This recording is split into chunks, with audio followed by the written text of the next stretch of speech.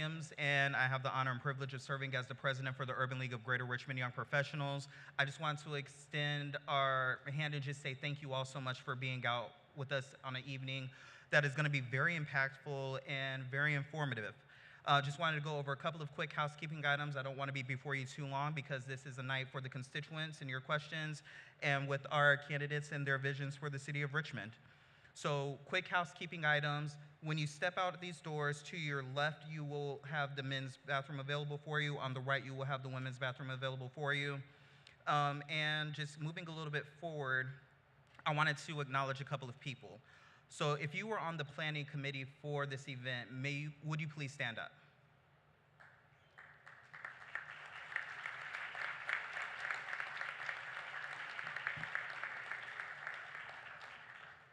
I'd like to thank the Richmond NAACP, the National Council of Negro Women, the Metro Richmond National Panhellenic Council, the Substance Abuse and Addiction Recovery Alliance of Virginia, as well as your host for this evening, the venue, Virginia Union University, because it took a lot of effort in order to make this event come to fruition.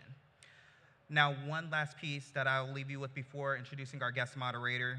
The Urban League of Greater Richmond Young Professionals, as well as our affiliate, the Greater Richmond, is a nonprofit, nonpartisan organization committed to advancing economic and social justice for African Americans and underserved communities. As such, the Urban League of Greater Richmond does not endorse candidates, political parties, or participate in partisan activities during elections. Our mission is to empower communities through education, advocacy, and economic empowerment programs, irrespective of political affiliations.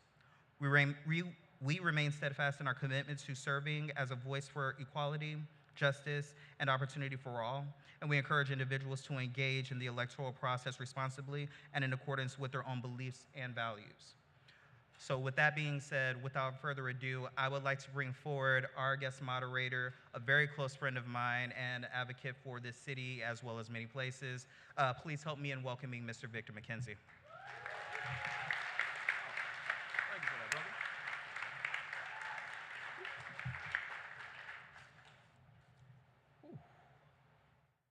Good evening. There we go. Once again, my name is Victor McKenzie, and I have the honor of serving as moderator for this evening. I want to express a deep gratitude to all of our partner organizations who have worked so diligently over the last weeks and months to put this event together. Secondly, I want to thank you all for coming on out, because it sure ain't cool outside. Civic engagement is the cornerstone for our democracy. The more we are informed, the more we are engaged, the better decisions we can make. And so that is our hope for tonight. And lastly, to our candidates for stepping up, throwing your name in the hat, and hoping for the opportunity to lead us all. So please give them a round of applause.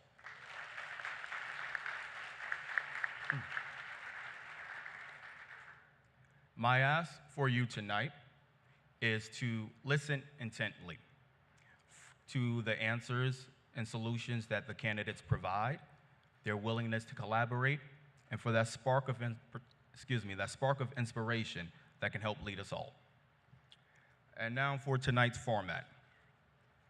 Each candidate will have 1 minute for introductions. I ask that you wait until everyone has been introduced to clap. Tonight is broken into 5 sections with a few questions in each. This is a forum, not a debate, so there will be no rebuttals. Occasionally, I may ask a follow-up just for clarity. All questions, as Tyrone has mentioned, have been submitted by the community. We have done our best not to alter these, except for minor clarifications. No candidates have been provided these questions in advance. And lastly, we cannot hope to cover all things in this one forum. It is our hope that this is just the start of many conversations across the city and that you bear with us. So with that, I will hand it over to Mr. Andreas Addison for introductions. Good evening, everyone. I am Andreas Addison. For the last 16 years, I've been showing up every day to make the city stronger better, and more equitable for everyone.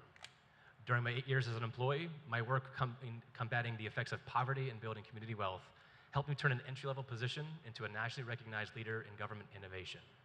During my 2 terms on council, I helped increase funding for RPS by $88 million. We built 4 new schools and increased average teacher pay by $15,000. We went from filling potholes to paving 80% of our streets. We went from fixing transit to now having one of the best bus rapid transit routes in the country and fare-free access for everyone. We now have a $1 billion operating budget and a AAA bond rating. Still, many say that Richmond is great despite itself, and as our broken city hall is often in the headlines for the wrong reasons and in the process in the way of change. We need a mayor with experience, vision, and a plan to make this city work for everybody. I am running to be Richmond's next mayor to build on these successes and to use my experience to make sure it works for everyone and everyone sees their future in the city, future of the city. Thank you. Good evening, friends. My name is Danny Avula. You all think it's hot now. Just wait till we get into this.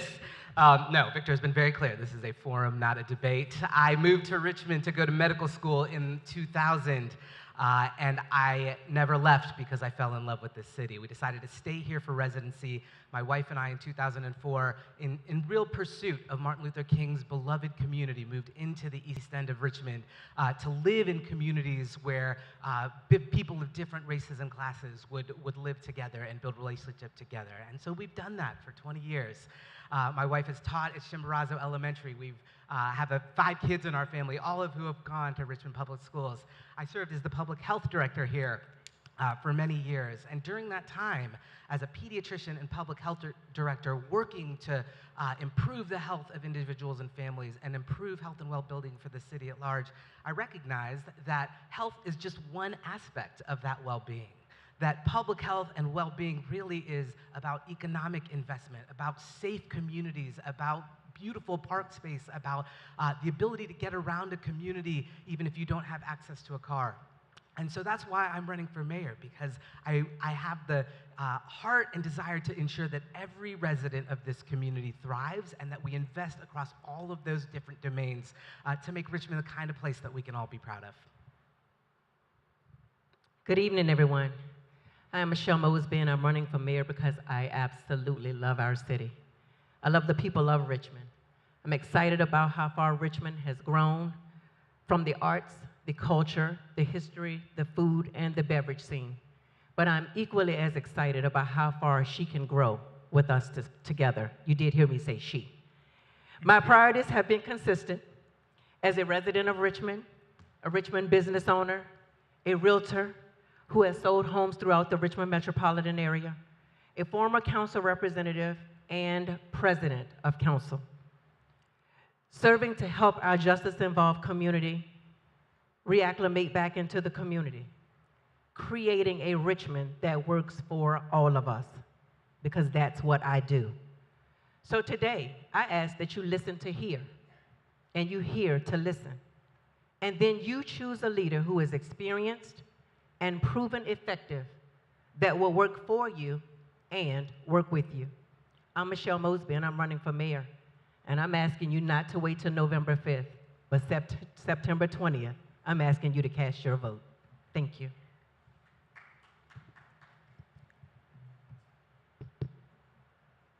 Good evening, Richmond. I'm Maurice Neblett, and I'm here to ignite a new era for our great city. With the foundation of criminology and criminal justice from the great VUU, I bring a deep understanding of the challenges we face. But more importantly, I bring solutions rooted in accountability, transparency, and community empowerment. Imagine a Richmond where safety is paramount, education is a world-class, and every citizen's voice is heard. Together, we can make this vision a reality. Let's transform Richmond into a beacon of collective care and happiness. I'm here to make the vision a reality. And with you, we will make one Richmond, one choice, and one transparent city for our progression. Thank you. Good evening, everyone. I'd like to thank Virginia Union for hosting us this evening, and the Urban League and the other sponsors of tonight's get-together. Thank you very much. My name is Harrison Rodet, and I am so excited for the race for mayor this year. We have such a clear choice in front of us. We should be looking for a mayor who can earn the trust of Richmond residents to move Richmond forward with the change that we need. And I hope to earn that trust. I grew up in Henrico County, and my first job was right here in Richmond, working for Senator Tim Kaine, who shows us that listening is the foundation of public service. I spent many years in the private sector helping lead large organizations, working collaboratively with thousands of people to generate change. And in the last 5 years, I've been focused on investing in our community here in Richmond, partnering with small business owners to level the playing field for access to capital, because opportunity is what matters for our residents. I look forward to this campaign season and earning the trust of people here, and I look forward to the chance to earn your support as we make Richmond a city that works for everyone. Thank you.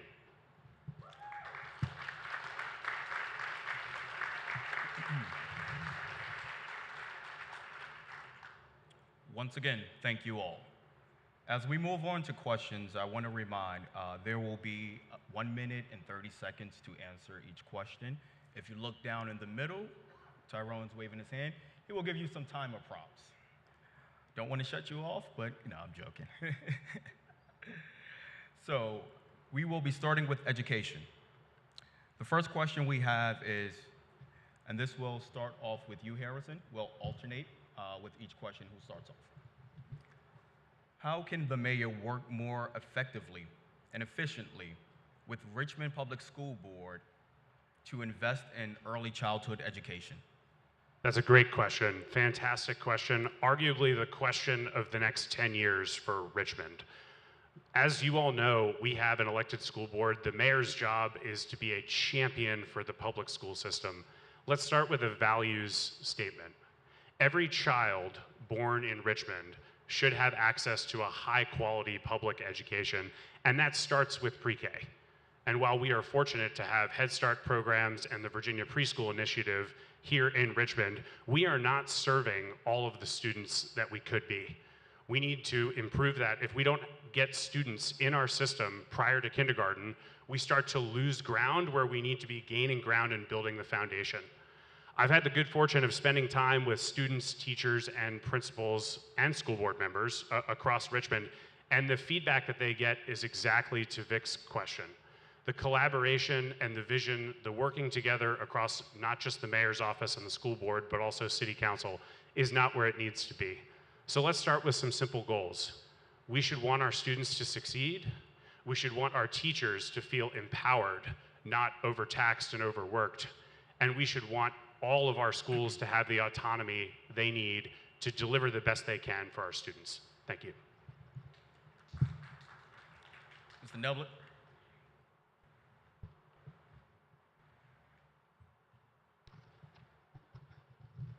I would prioritize increasing funding for Richmond Public Schools to ensure that our students have access to quality education. This includes allocating resources for much needed infrastructure improvements, updating technology in classrooms, and providing adequate supplies for both teachers, students, and everyone involved in our children's growth. We must invest in our schools and invest in our future. Our administration will focus on teachers' retention and recruitment. We'll work to increase teachers' salaries to competitive salaries around the counties, to implement a robust mentorship program for new educators, and provide ongoing professional development opportunities. By supporting our teachers, we support our students. I'm committed to expanding early childhood education programs across Richmond. We'll work to increase access to high-quality pre-K programs, particularly in underserved areas in our city. Early intervention is key to closing and crossing the achievements gap and setting our youngest residents on the path to success. Thank you. Thank you. Early childhood education is extremely important, and we know this because we know that the data shows that they're building prisons for our young people if they can't read.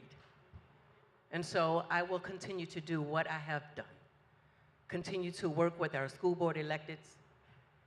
As president of council, I brought our school board, our administration, and the council together so that we could discuss budgetary priorities.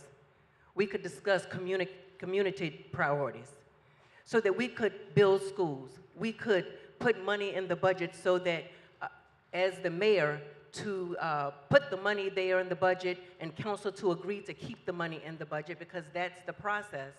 But having the discussion with the school board allows for it to get to early childhood education. Because let's be clear, the school board is the directive of where the money should end up. And so we must make sure that we're building relationships, that we're supporting our school board electeds, that we're not walking in a dictatorship type of a thought process, because that's not going to get us where we're trying to go. We want cooperation, not confrontation. And so I've been able to work with our school board representatives. If all 9 of them stay, there's a great working relationship. And if the new ones come along, I'm committed to making that relationship as strong as if they have been there, because I understand the need for our young people to excel. And so I will be committed to ensuring that they excel, but with funding and accountability. Thank you so much.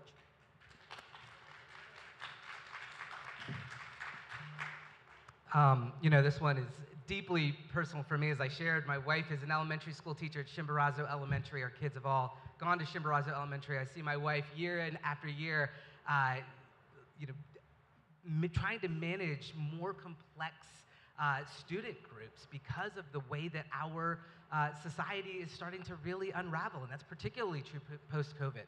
I think we are all in agreement about what the goals are to really build a world-class school system, to invest in technology, to invest in infrastructure, to invest in people, in the staff, to be able to equip teachers to do the best job that they can. The question is, how do we do that? And I think the next mayor of the city has to not only reach across relationally to city council, build bridges with those city council members, but also with school board members, right? The relationship between the mayor and school board is extraordinarily important so that they know that they have the city's support, that the mayor will advocate for optimal funding year in, year out in the city's budget, and that they will go across the street to the General Assembly to advocate for more funding for our Richmond City schools. I think the other piece of this is thinking about what's happening on the ground in schools. We have a lot of other great city services that are kind of adjuncts to the same population: Parks and Rec, social services, libraries. There's a huge need for coordination and integration of existing quality services to surround schools and to surround students and give them the best opportunity possible.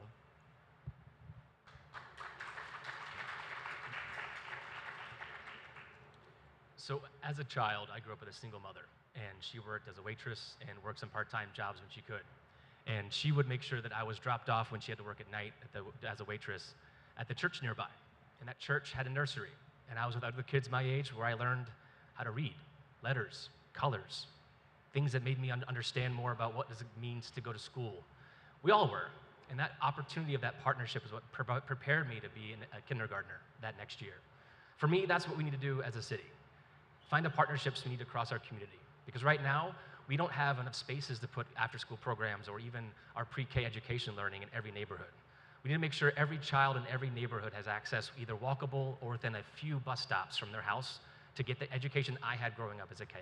And for me, the job of mayor is to make sure we have those relationships. We have that understanding with what is the challenge facing kindergarten teachers. What's the gap they're seeing with their children? It's sounds. It's hearing conversations. It's listening to people talk. It's learning different words and other opportunities to advance yourself. And for me, that's the job of mayor. It's not just only funding, it's also building the relationships across our community. Churches, nonprofit organizations, all the things that make this opportunity happen in every community is what we need to focus on. For me, that's what we got to focus on, where we build those spaces to bring those opportunities to every child and every family. The last point is, we need to invest in engaging our families to know that this is available to them. Because a lot of them don't see it until it's already maybe too late. And that's not good enough for me. And as mayor, I'll make sure we prioritize that funding and relationships moving forward. Thank you. Thank you. The next question is for you, Ms. Mosby. Will you commit to fully funding schools? And if so, what plan do you offer? Well, as a council representative, president of council, we funded schools. This last budget, 2024 budget, the schools received 52% of the general fund budget. I believe they asked for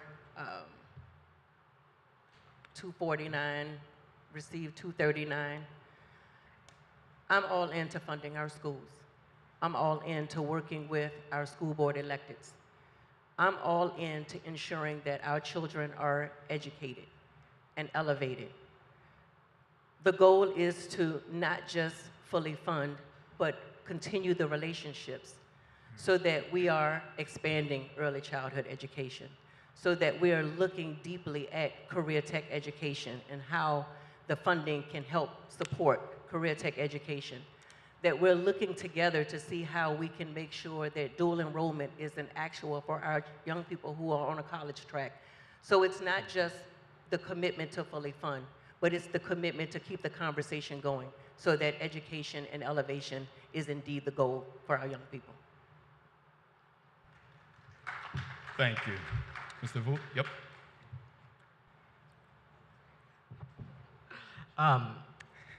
So absolutely. I mean, I think all of us are in full agreement that without strong schools, our city is going to really struggle to move forward, right? We hear this story over and over of how families will move to the city, kids get to school age, families move out of the city. That's true for families who have the privilege to do that. Not all of our families do, right? We have to invest in schools to make sure that every child has the opportunity to learn, to thrive, and then to have the choice about where they want to live, whether it's Richmond or Henrico or New York City. So I will say that I'm absolutely committed to fully funding schools, but I would say beyond that, there's so many issues that we have faced in trying to pull down more money, trying to take advantage of federal money because we don't have the systems in place, grant writing, procurement, the basic functions that allow us to take advantage of federal funding. And so there's a lot of just systemic work that we need to do in both City Hall and the school administration to be able to do that.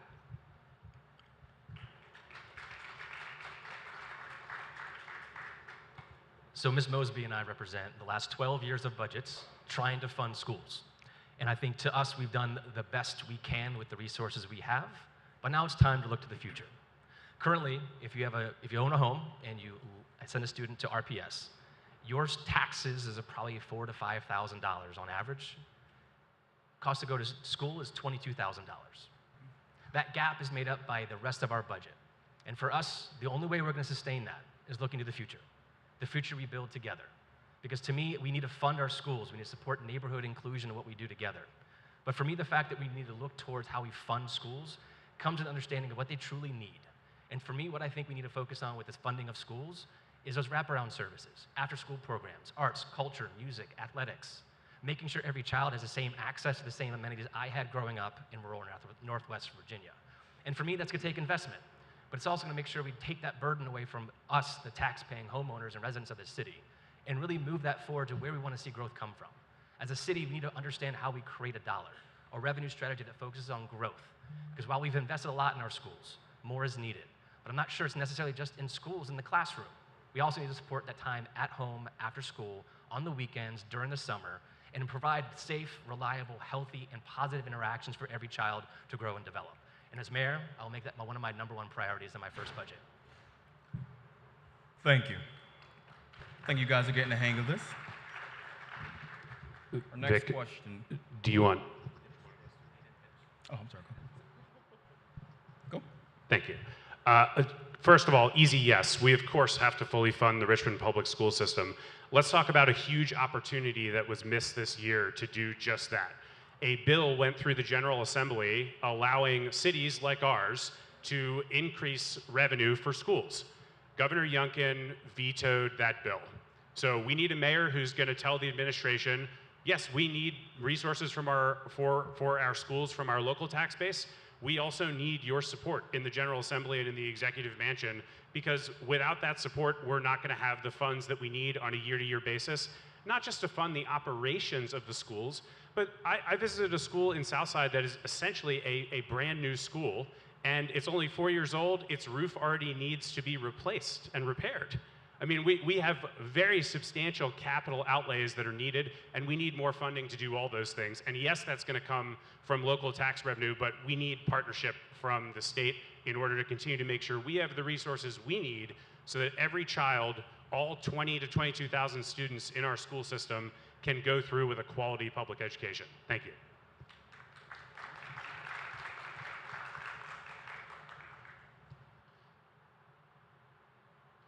Yes, I do look to fully fund schools in RPS. I've attended over 10 schools in RPS, with me being an individual that was awarded to the state, experiencing different quality within those school systems. I first look to have a fully funded, but more so equitable across the board allotment of funds from each school in the city of Richmond. With that, I believe we will give our children a start and give them a push for success.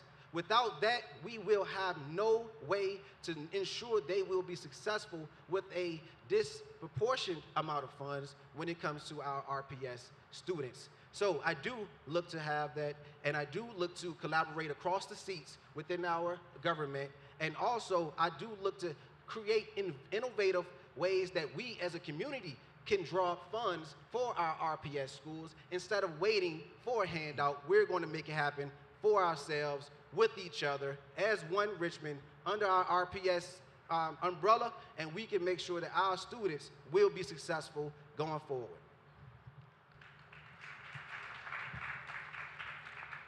Thank you. Our next question is, how will you work to attract and retain talented individuals and educators, with Richmond Public School Board? For you, Danny. I think it all starts with culture. Obviously, there's a lot of competition for talent in the education space. Teachers have the ability to kind of go to the place where they're going to feel the most supported. And some of that is pay, but some of it is the leadership in schools. And so I think, as I would do in City Hall as the mayor, I would certainly expect the school board and superintendent to really prioritize quality principles, making sure that they are setting the tone for culture. But I think there's also a lot of things that the city can do in partnership with the school system to ensure the schools have the resources to do that, right? I think the VCU's Richmond Teacher Residency is a great example of a program where kids will come, they will make a commitment to teach in Richmond Public Schools, it'll pay for some of their education. What we've seen too often is that those Richmond teacher residents may not even fulfill their full commitment. They get so frustrated because of the environment, or they're not feeling supported, and so they leave beforehand. And so I think as a city, we really need to focus on helping build culture and create environments in schools that allows programs like the RTR to be successful. We also need to build even more bridges to our HBCUs, to Virginia Union, to Virginia State, to build the pipeline so that we have teachers who look like the kids who are in our Richmond Public Schools, and so that they can see themselves in the role models in that classroom.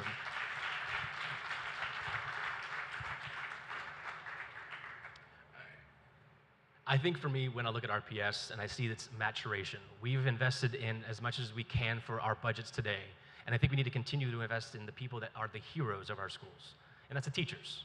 We've overburdened all of our teachers with all the tasks of every neighborhood and community that supports them. And with that expectation, it's hard to deliver the expectation of what they need to do in the classroom. Countless friends of mine have been teachers in RPS and have left because either culture, the work, the expectation of what they're supposed to do, it's just too much to handle. And while we focused on investing and making sure our pay is competitive and making sure our benefits are in line with the rest of the region, it's only a matter of time if we don't change the culture that will continue. And then we're bringing up another teacher, trying to help show them what we're supposed to do.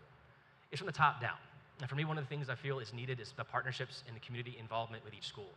I represent a school that's one of the best in the city because of all the communities and partnerships and the parents that are involved with that school every day. And those parents feel the benefits of that. They provide resources to the classroom and everything else. The challenge is that's not the same just a mile away. And for me, we need to find a way to create that equitable balance across the resources needed for every classroom, not just those that have it, but those who also need the same exact thing. And for me, that's the feeling I think teachers want to see in their support for what they do every day, is making sure that they're not burdened with having to make sure every student has the same resources, and to make sure that they're able to grow and teach together.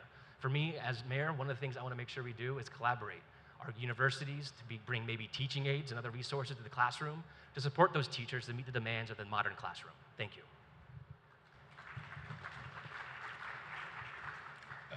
My goal is Michelle Harrison. That's all right. I think every single one of us can point to an amazing teacher that has made a wonderful difference in our lives. Every person here can do that. And that's the magic of great teachers. And it is very disappointing to meet with leaders and principals and teachers at RPS and hear about how many challenges they face day in and day out, having to do more with less, having opportunities that might sound good, like putting more time in the classroom for kids, but not accounting for the burden that creates for teachers, creating more burnout and turnover. I think the only way we can solve this is in a change in approach. And I think it has to be one that centers our students and teachers and says, what can we do to give everyone the greatest chance of success? Whether it's being in a facility that is modern, whether it's having a central office that supports the day-to-day tasks, not adds more and more to the plates of teachers without giving them the resources to do what they need to get done, and having a spirit of collaboration, not just in the mayor's office and the city council, but across within the school board and our out-of-school time organizations, so that everyone is moving in the same direction together. Thank you.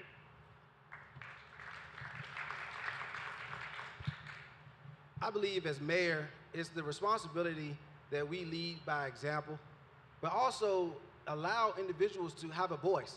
Our teachers need to have opportunity to express their concerns without worrying about backlash or having issues in their classrooms and in their schools. That's one thing for sure we have to rid. We have to make sure that we have transparency so that we can bring ease to our teachers so that they can bring it ease for our children, and ultimately, that will make it a successful environment for our school system. Without that, I don't see where teachers will want to stay. They have to look over their back because they have to whisper. That's not how it should be. So as a mayor, I do look to make sure we have protections in place for the teachers. I want to make sure that we have policies written that increases the parents' participation in PTAs. We have to get the parents involved. The teachers are playing many roles. They are being an educator, they're being a counselor, they end up being a babysitter, and we can't have this. The teachers are the core of our success in our education system. That's the only way we'll be able to pull up our students and attract our parents to become more involved. Let's make it simple solutions for complex issues, and we can do this together.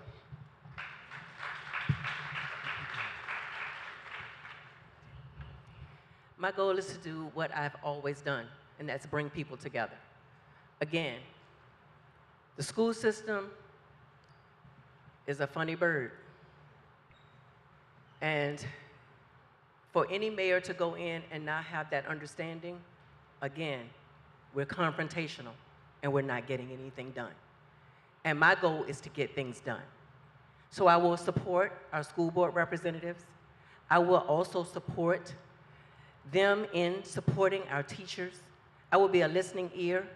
I will be out in the community, making sure that we have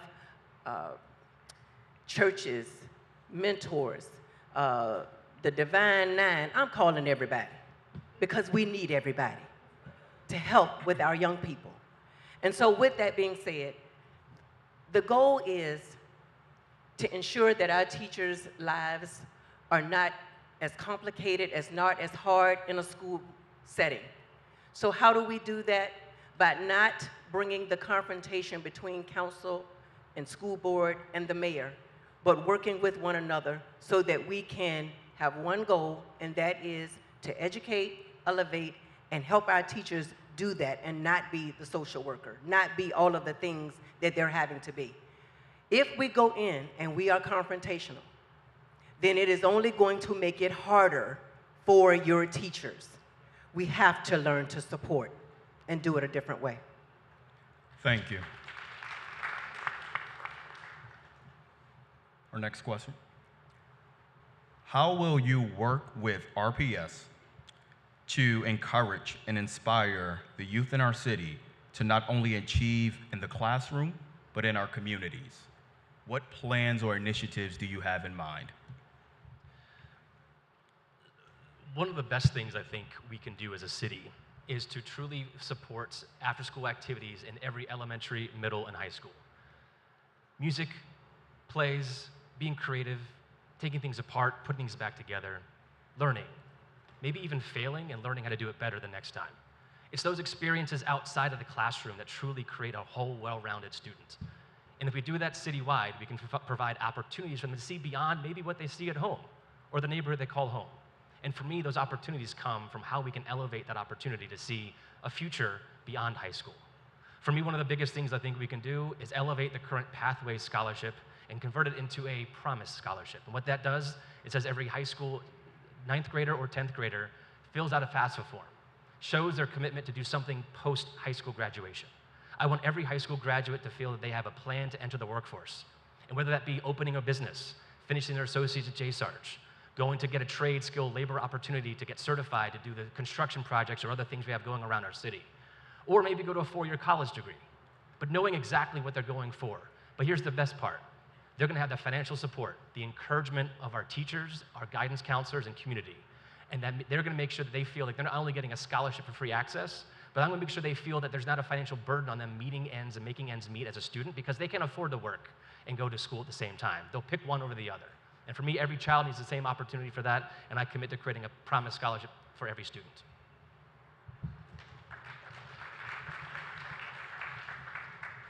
If you spend time with our young people, as I think many of you do, you're just struck by the amount of promise that every single person has.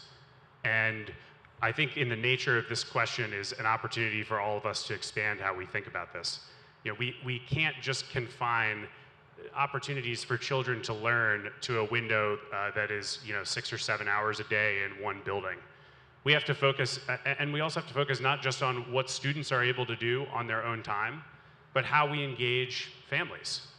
Over and over, we hear feedback that we need more engagement from not just students themselves, but the folks around them.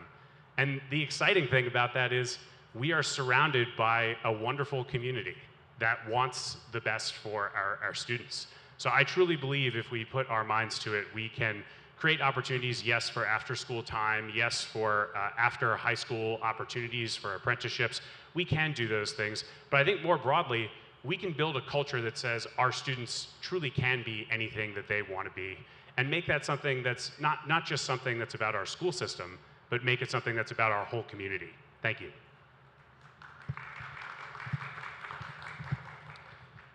Quality of education is crucial for our city's future.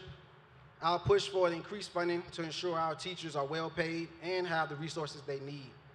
But by expanding the STEM programs, arts education, and vocational training, we'll prepare our students for a diverse career in our society. I also plan to foster partnerships with local businesses and universities to provide mentorship and internship opportunities as well. Bridging the gap between education and employment is key. So with transitioning from high school into graduation, we need to have our students already prepared and equipped with full resumes that will allow them to be successful in our community.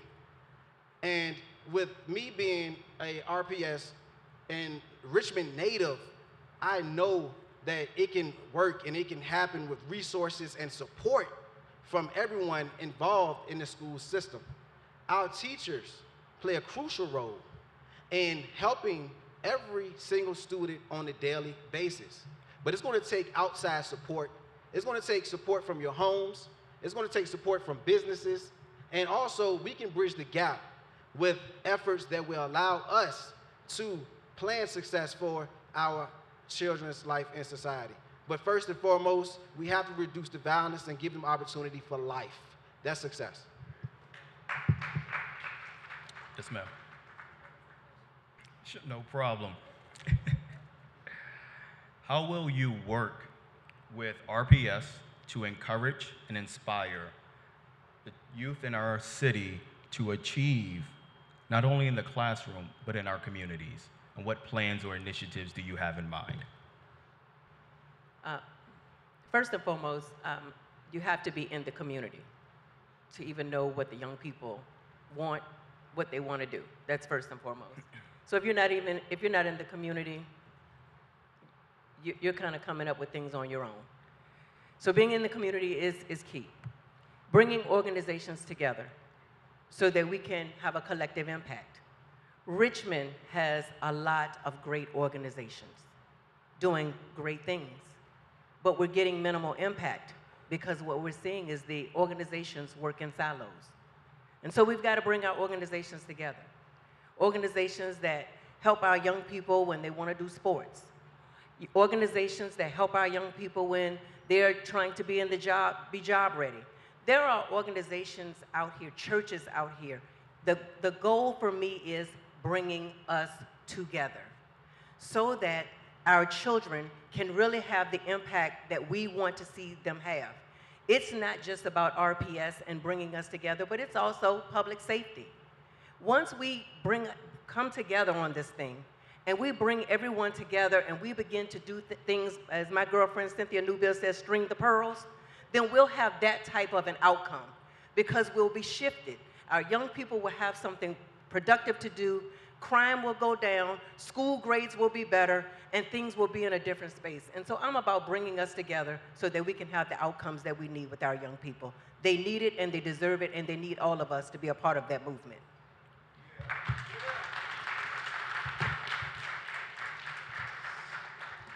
I think inspiration is about exposure. My eldest daughter is Black. She's adopted. She grew up in the city, came to us as a teenager, and a few years ago she graduated from community college, which in and of itself was a beautiful moment. But in the audience were 15 of her younger cousins and siblings who watched her walk across the stage in this massive auditorium and get that diploma, and they were just electric, right? I mean, there's something about seeing somebody you know do something that says, okay, I can do that too. And so I think so much of our focus with our Richmond Public School students has to be about exposure. It's got to be more hands-on work and internships. We have an incredible community of nonprofits and for-profits in Richmond who would, in a heartbeat, take interns. I have a handful of high school students working on my campaign right now. But we need to cultivate those internship opportunities and build the bridge to private sector and nonprofit sector partners. We also need to invest in the Richmond Technical Center, right? We know that not everybody's pathway is college, and we know that there are huge gaps in the skills, in trades, in electric, in hard skills. And so we've got to really be committed to investing in and building out that Richmond Technical Center and taking advantage of all of the desire for investment that our larger community has to help us get that off the ground.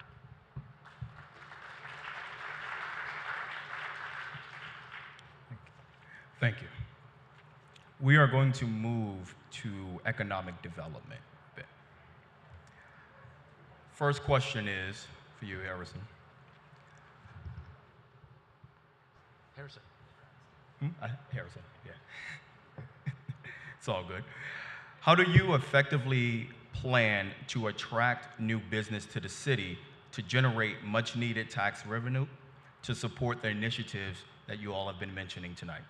Yeah, well, look, I think the first thing we have to do is support the small businesses that are already here, rather than focus on bringing in new ones. I mean, this is something that is so important to our city and so important to our community, and frankly does not get anywhere near the attention that it needs to. Imagine having the vibrant small business community that we have, whether it's restaurant owners or anyone else, coming to you and saying, we will for sure open a new location anywhere but the city of Richmond. That is a crazy dynamic that we are now in.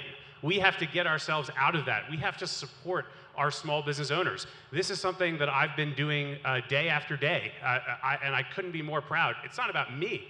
When you provide opportunities for our small business owners, whether it's through the work that the city does or the work through partners do, when people have access to a level playing field, they're successful.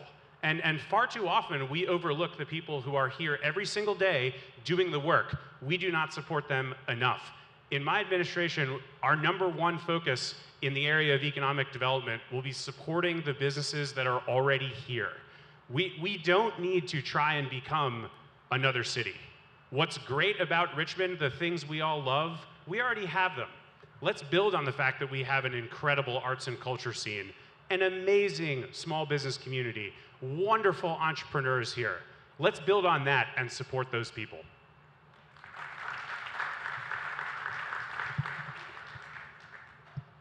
I will implement a targeted workforce development to bridge the skill gap in our city. We'll partnership with local businesses and community colleges and vocational schools to create training programs that aligns with the needs of our growing industries. This would ensure Richmond's residents are prepared for the jobs of today and for tomorrow. But our administration will focus on attracting and retaining diverse businesses in Richmond. We'll streamline the business permitting process, offer strategic tax incentives, and create a dedicated office of support for entrepreneurs and small business owners. By fostering a business-friendly environment, we will create more job opportunities for residents. I'm committed to revitalizing our historic neighborhoods while preventing displacements. We will implement community-driven development approach, ensuring the economic growth benefit of all Richmond residents will be successful. This includes supporting local businesses, improving the infrastructure, and creating mixed-use developments to enhance our communities. Supporting the residents to become more skillful and more marketable employees will strengthen our businesses. Allowing our businesses to cut through the red tape and procedural guidelines in the city of Richmond will attract them even more. But for more, we have to structure the business taxes so that they are not restrained in being able to be successful in prioritizing revenue.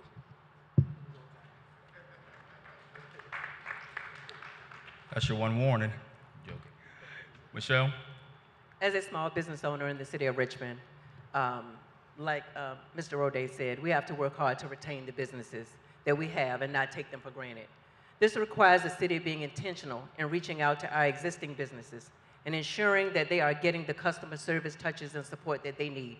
Ensuring that incentives are not just for new businesses, but seeking ways to ensure we are partnering to help businesses thrive and not just survive.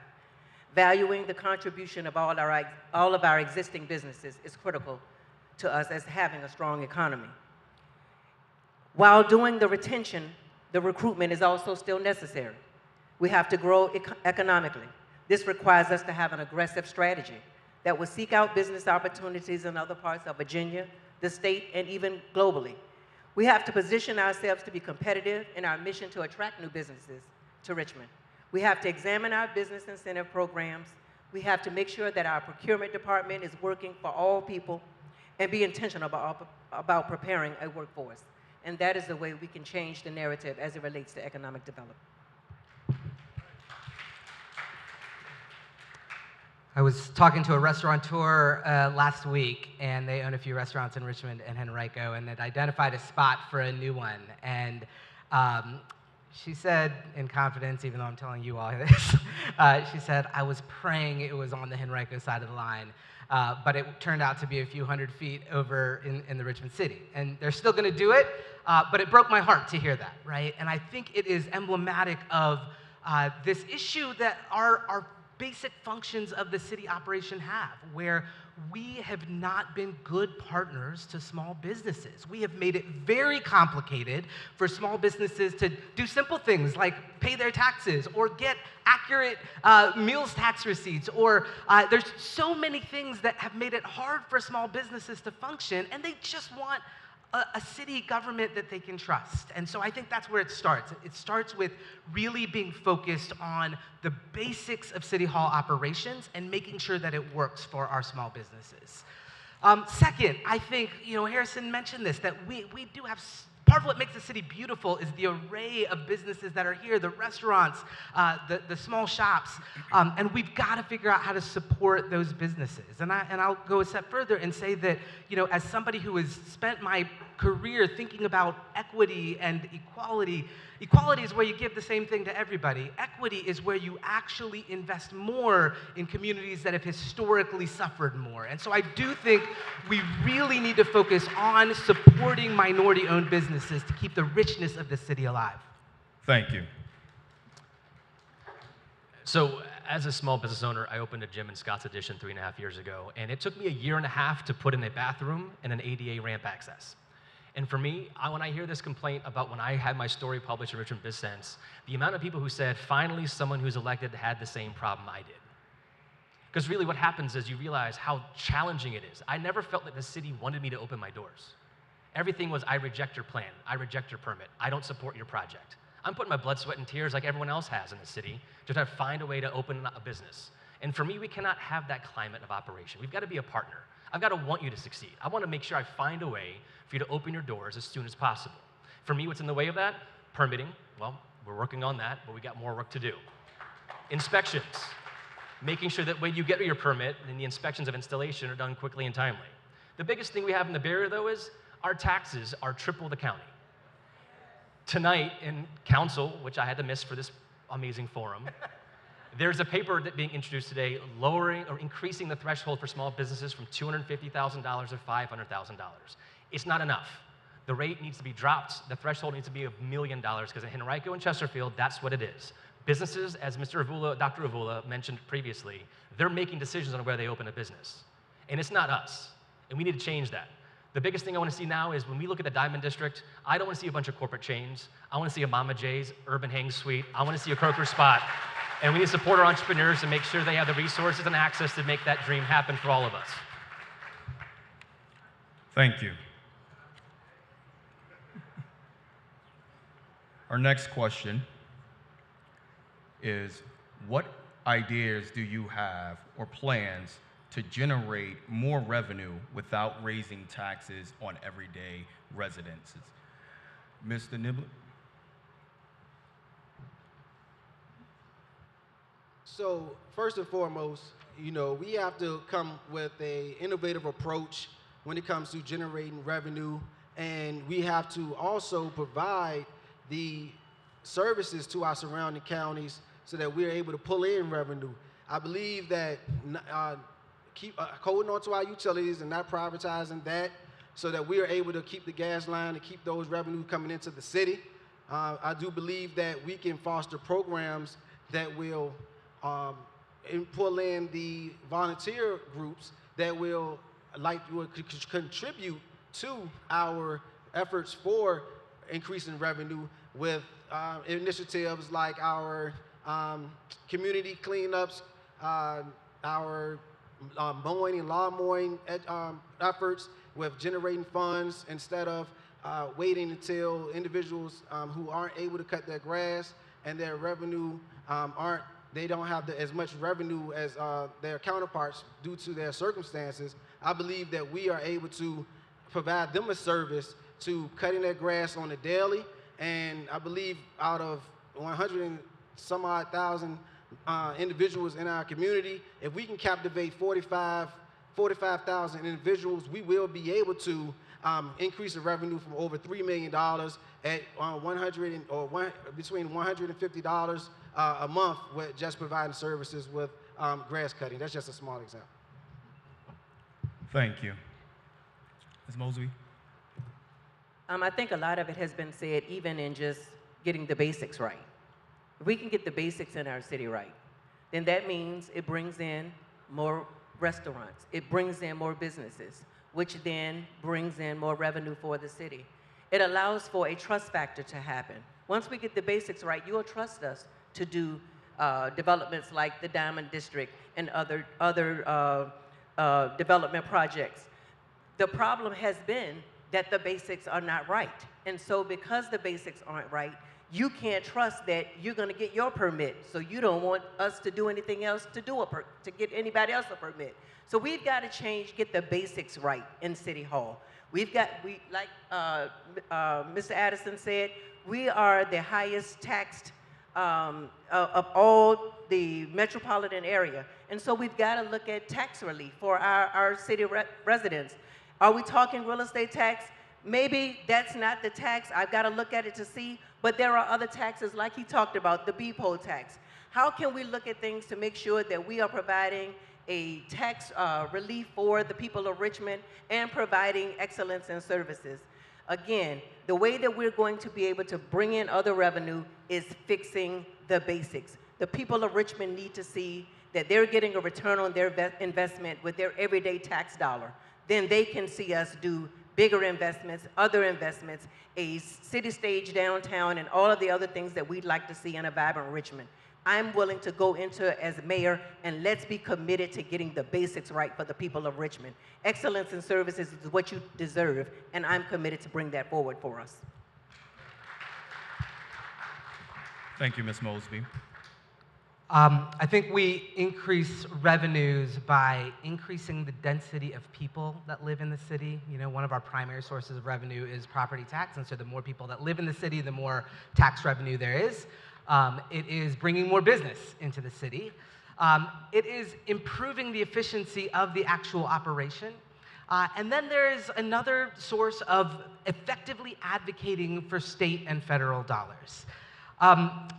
You know, I'm going to sound like a broken record here, but I've talked to so many, we had a roundtable of affordable housing developers recently, and I've talked to so many for-profit developers who have said, you know, what takes 2 years to get done in the city takes 6 months to get done in the county.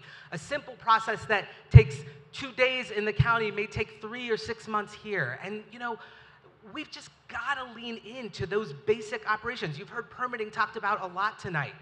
When I was Commissioner of Social Services, one of the issues we had to tackle was turnaround time on background investigations. Similarly, turnaround time on permitting is an exercise where we've got to get into the nuts and bolts of the process. You've got to take every step and figure out how do you cut steps out? How do you ensure that you have enough people to actually provide the service that the city needs? And how do you make sure you're investing in technology to make it easier for those for-profit and affordable housing developers to actually get through our system? Because the easier we make it on them, the quicker they can get a shovel in the ground, and the quicker we get that tax revenue back in the city's coffers. Thank you. Just today, CNN announced Richmond is the top city to visit. Tourism is great for Richmond because people come to spend their money. They come to stay in hotels, which pay taxes. They come to eat in restaurants, which also pay taxes. They come to enjoy all the things that we love to have. And let's face it, we have tons of festivals and reasons why people should want to come and enjoy our beautiful riverfront and our trails and everything else we love to call home here for. That's one great way to embrace the future of tourism across our city. We need more hotels downtown. The convention center is a great place to support just with putting some hotels nearby to make sure it's used every single day, every single week throughout the year. Because those people are paying good money to come here and spend it in our city. And guess what? I want every single cent we can get. Because that's how we can fund our biggest priorities. Right now across the city, people that are living in homes have a for sale sign co-op, and then that means that next year's taxes are going to go higher. All across the city, our tax structure is currently defined by the state of Virginia, punishes you for staying in your home. The home you've called your domicile for the last 10, 20 years is now gone up in value. In fact, it's gone up 75% on average since 2016. That means that families are paying 75% more in taxes than they were just 8 years ago. Our economy and jobs and increase in revenues and our increase in salaries is not supporting that cost and putting a big burden on families. To me as mayor, I want to reform how we tax our properties. More importantly, transitioning our revenue from our homeowners and supporting that going towards our future development of the growth of our city. For me, I'm out of time. We'll end with that.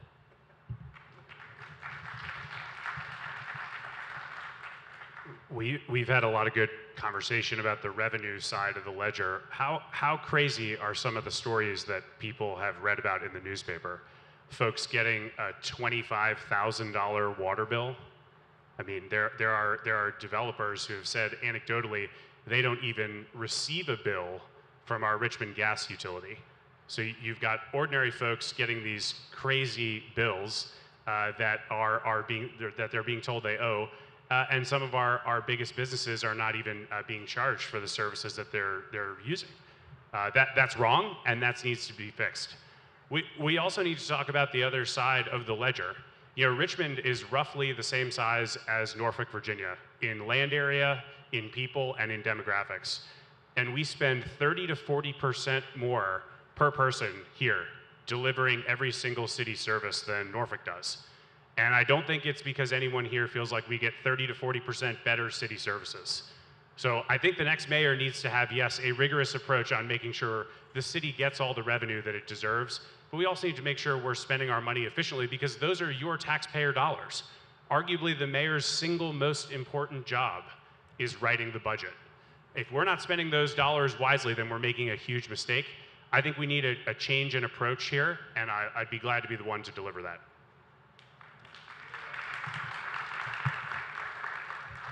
Thank you. And just a reminder, I'm going to ask candidates to stay within time. We have some great community questions, and I want to let you complete your thought, but once we're at time, I will start to interrupt. A few of you have mentioned the cost burden on families, and we have two questions about that I'd like to ask you. And this one is for you, Ms. Mosby, first. With children and families in Richmond facing food insecurity and food deserts, and a 9.3% of Virginia's families facing those same insecurities across the Commonwealth, what will you do in your role as mayor to lessen the impact of food insecurity on children and families in Richmond?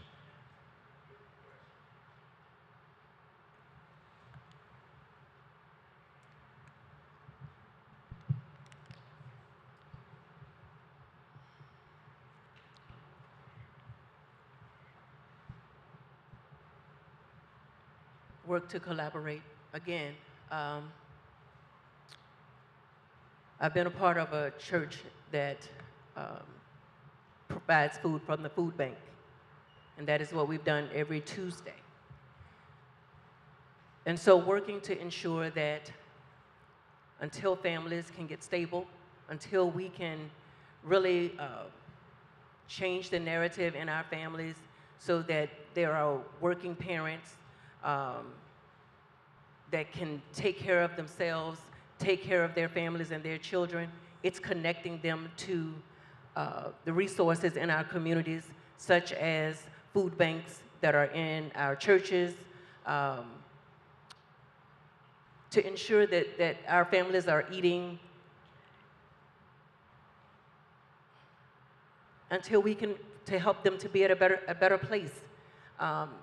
Working to really bring about stability in families, bringing employment, looking at social services, looking at all of the resources beyond the food, because I believe we can get the food there through the resources that I know that we have in the community, but also trying to see how we can get them from that place where they can truly be stable within their families and take care of their families and be able to buy their own groceries. And so I'll work diligently to ensure that families who are in food deserts, families who are have the issues and not able to secure food, have the resources that they need in the communities to have the food that they need. Thank you. I think there's the acute problem of food insecurity, and then there's the longer term problem. I would say with the acute problem, you know, I've spent my career as the public health director and subsequently as the commissioner of social services, really trying to tackle these issues of how do we deliver food benefits to low income families who need them. As health director, we partnered extensively with convenience stores, with Shalom Farms, with tricyclers, with urban farms to try to start to build more local ecosystems where food is produced. We actually then partnered with organizations that were led by African American leaders to make sure that they had that their communities had access to food from people they trusted. So I think there is a lot of just building the network of food and ensuring that families are educated about where and how best they can use the benefits that they can get through the social services system. But then there's the longer term issue, which is how are we actually helping families out of poverty? How are we getting them to a place where they have the resources they need to be able to purchase food and not deal with food insecurity? And so I think the Office of Community Wealth Building was a fantastic start in that. There's so much more work that we can do to build out the wraparound services, coaching, and job training that families need to be able to get on that path.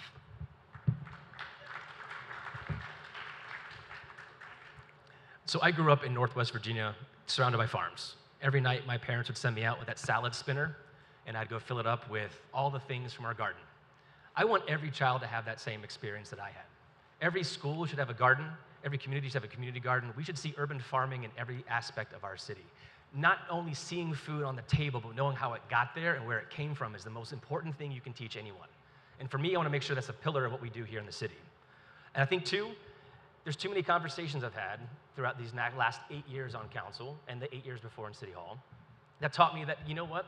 We just need grocery stores, high-quality, full-service grocery stores in South Side and North Side. And I don't just mean Manchester, I mean down into South Side Plaza, getting down to Belt Boulevard and Walmsley. Let's get down to where they are really needed. And I mean Kroger and Publix, the same things that I get to go access to, I want to make sure are in every corner of this city. We got to plan for that as a city.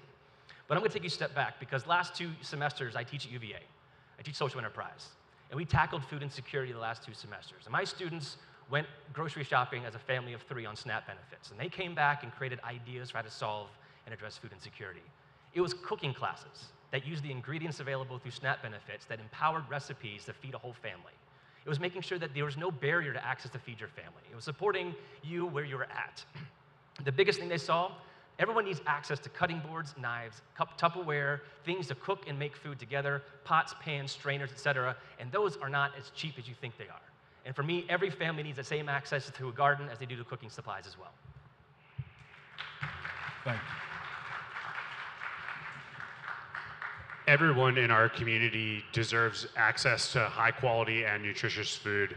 You know, over the last few years, I've had the good fortune of helping run an organization called Food Shed Capital that supports farmers, particularly farmers who identify as BIPOC, up and down the East Coast. And we've seen tremendous success in supporting urban farms, folks who start in a community gardening program, transition to an urban farm, and ultimately sell their produce into a grocery store. In the work that I've done with the small business community, the organization that I started called Bridging Virginia, one of the first small businesses that we supported was a food business that started with access to selling their product at the market at 25th Street. And that since went to go and be sold in Churchill. I know we have the tools to do this because I've been part of the process to help get that done. So we can absolutely get higher quality, more available nutritious food, not just for families who live here, but for students in our school system as well on a day-to-day basis, which is a critical need that I think is often under-discussed and unaddressed. Thank you.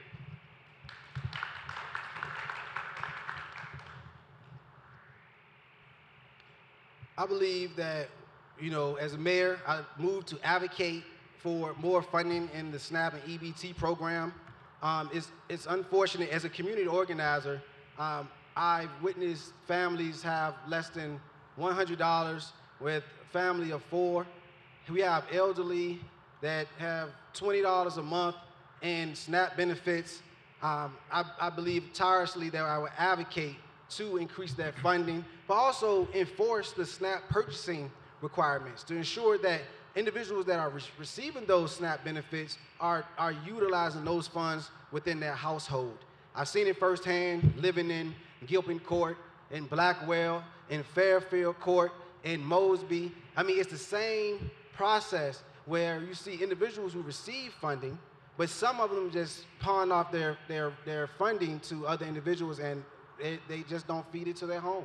So not only just increasing and advocating for SNAP increases, you know, I do pose that we do increase our involvement for urban farming. Also, we have to have career development highly impacted in those communities so that those individuals will become more stable on their own, so that they are successful and they are able to ensure that they have everything they need with their funding, and we can eliminate disparities. And the time is eliminated, sorry. Thank you for adhering to the time. All right. Our next question is, childcare costs are an enormous strain on families. The lack of affordable childcare is a barrier to parents entering the workforce. In Richmond and surrounding counties, over 71% of children under the age of 6 have all available parents in the workforce, and 47% of children that start kindergarten without key skills. In your role as mayor, how will you make sure that affordable, high-quality childcare is available for families that need it? And I'm going to read that part, the last part, one more time. As mayor, how will you make sure that affordable, high-quality childcare is available for families that need it? That's you, Danny. Yeah, affordable childcare is crippling our economy. You know, we've wrestled with this over the last couple of years in my role as Commissioner of Social Services because the social services system up until recently provided that childcare benefit. There's a huge role in advocating for state and federal dollars to make more childcare subsidy available to be able to support families with those needs. Now, the problem is that even if we had more subsidy, we don't have enough spots here in the city. And so this comes back to the city being a good partner to different small businesses, to childcare providers. You know, we have great providers who would absolutely break ground and put their schools in city properties if the city would come along as a willing partner. And so I really, you know, in so many of these examples, we talk about what does it take for City Hall to listen well to the community, to then come up with innovative partnerships and figure out how do we make it financially work for both the city and for the business owner who wants to run a child care center. There's a third issue here that even if we had more child care centers, making sure that we have staff to actually serve in those child care centers. I served on the board of the Virginia Virginia Early Childhood Foundation that does statewide work advocating for child care staff. And so they have really deployed some effective programs to recruit and to increase the pay of child care workers. We need to do more of that to make sure there's a stock in the city. Thank you. Affordability is something that impacts everybody in many different ways. When it comes to childcare, I mean, even in the services that are provided in my neighborhood, there's a wait list. And all the parents go to every single one they can and try to get their name in the list and try to do what they can to prioritize for their childcare for their children. But then if you go just a little further away, you don't have that same access. They don't have that same proximity to having childcare near where they work, where they live, or in high-frequency transit that they need to use to get to where they need to get to. It's not just about needing affordable childcare and that's high quality and meets the demands of a modern education system, but more importantly, we need to make sure it's supported in the access to the people that we're trying to support, those parents. And for me, that's one of the biggest challenges we have is where do we need to put these? We can look at city property. I'm all in on doing that too. But let's look at churches.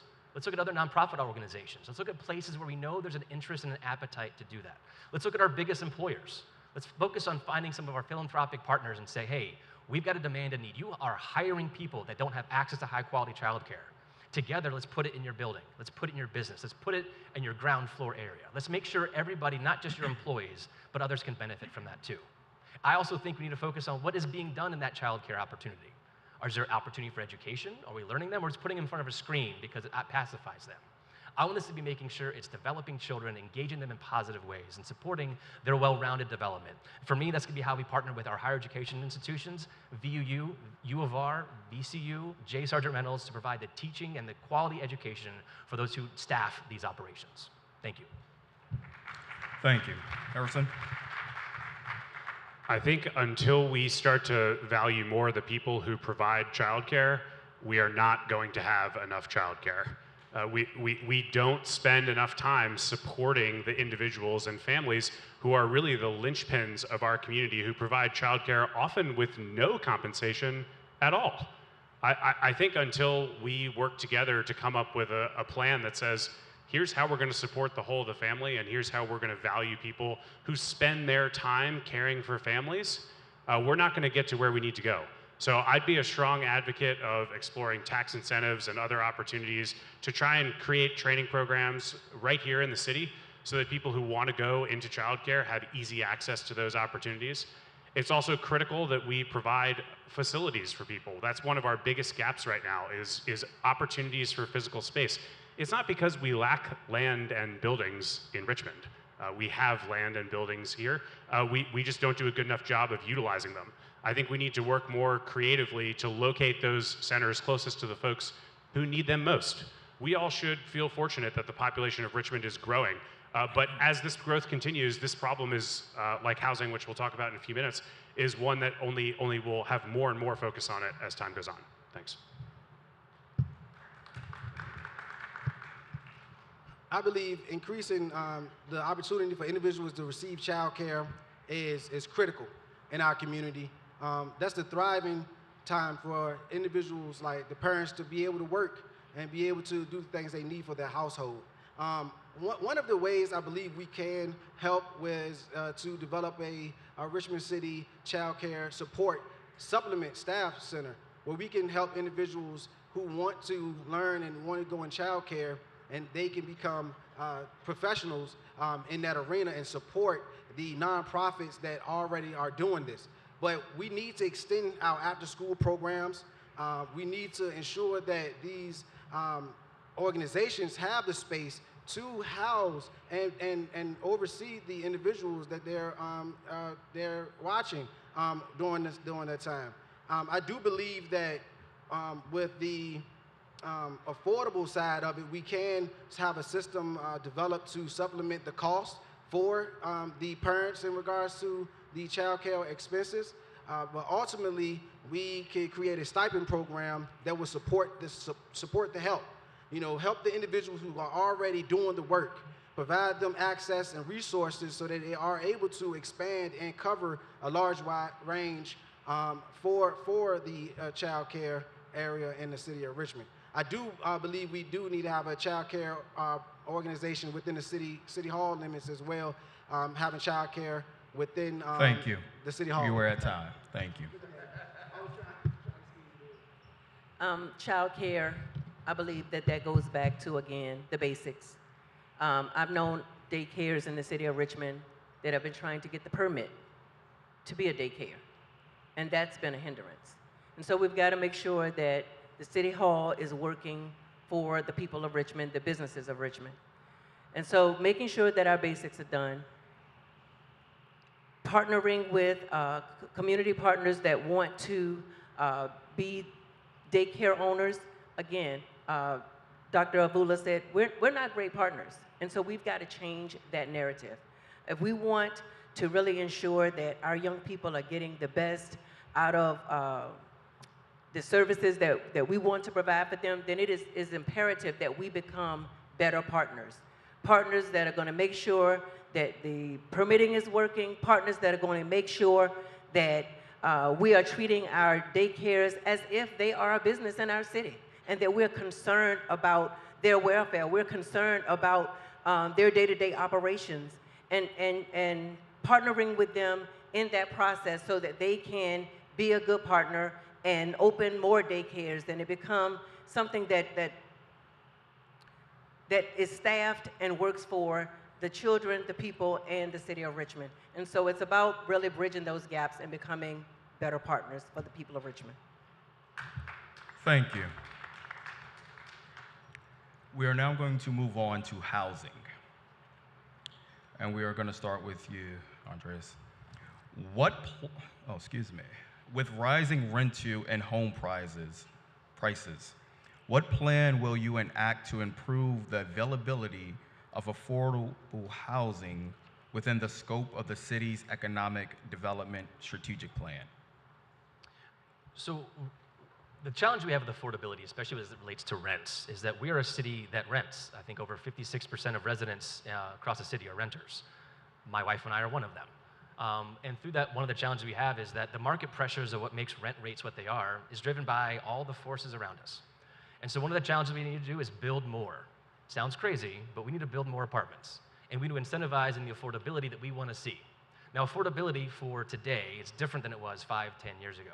We don't control what level of affordability means. And for me, what I want to make sure we focus on is our workforce housing. Those people who are just making ends meet, they need to be able to have the same access others do in the same city. And for me, we need to focus on making sure we put that affordable housing near transit, near green spaces, near schools, near parks, and opportunities for access to all the things that the family needs. For me, we need to make sure we incentivize with working hand in hand with developers. As mayor, one of the things I think would be a good opportunity to make a difference, prioritize every building permit to fast track if it has affordability in it. Because for me, that's the #1 thing we can do, is to make sure we're putting them at the front of the line, because we need that much housing. Now, for me, one of the things we need to make sure we think about too is we need to make sure we have 3-bedroom apartments that are affordable, because too many of them are single studio, 1 bedroom, or maybe 2. That's not enough. We've got families that have kids that need to have support for separating their children, their boys and girls, et cetera, and we need to make sure that we're providing all housing opportunities for all residents across our city. A strong plan is going to be putting those incentives and location and making sure we invest where we want them to be tomorrow. Thank you. Harrison? There's no question that right now we are in a housing affordability crisis. And we simply need to start by saying everyone in our community deserves a safe and affordable place to live. And we shouldn't rest as a community until we can all say that that statement is true. We're very far from there. Right now, the city's budget this year is about $3 billion all in. And this year, to invest in housing, we're going to be borrowing $10 million to invest in a trust fund. $10 million in a budget of $3 billion. That does not sound to me like a commitment to solving what is arguably the city's most pressing problem. That is my strong belief. I think we need a mayor who is going to say, I am willing to partner with anyone to solve this problem, and we're not going to do it alone. We're not going to do it without partnering with our neighbors in Henrico and Chesterfield. If we do it alone, we won't be successful. We should all be excited that Richmond is an attractive place to live.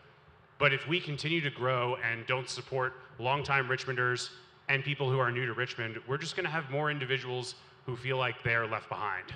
That's not acceptable, and we have to change that. If we don't, we're not going to be the kind of place that people want to raise a family. So you have my commitment to work on that problem every single day.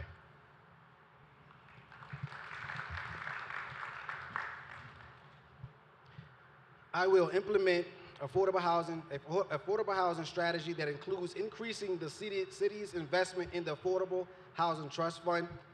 This will support the development and preservation of affordable housing units across Richmond, ensuring that our residents have access to safe and affordable homes.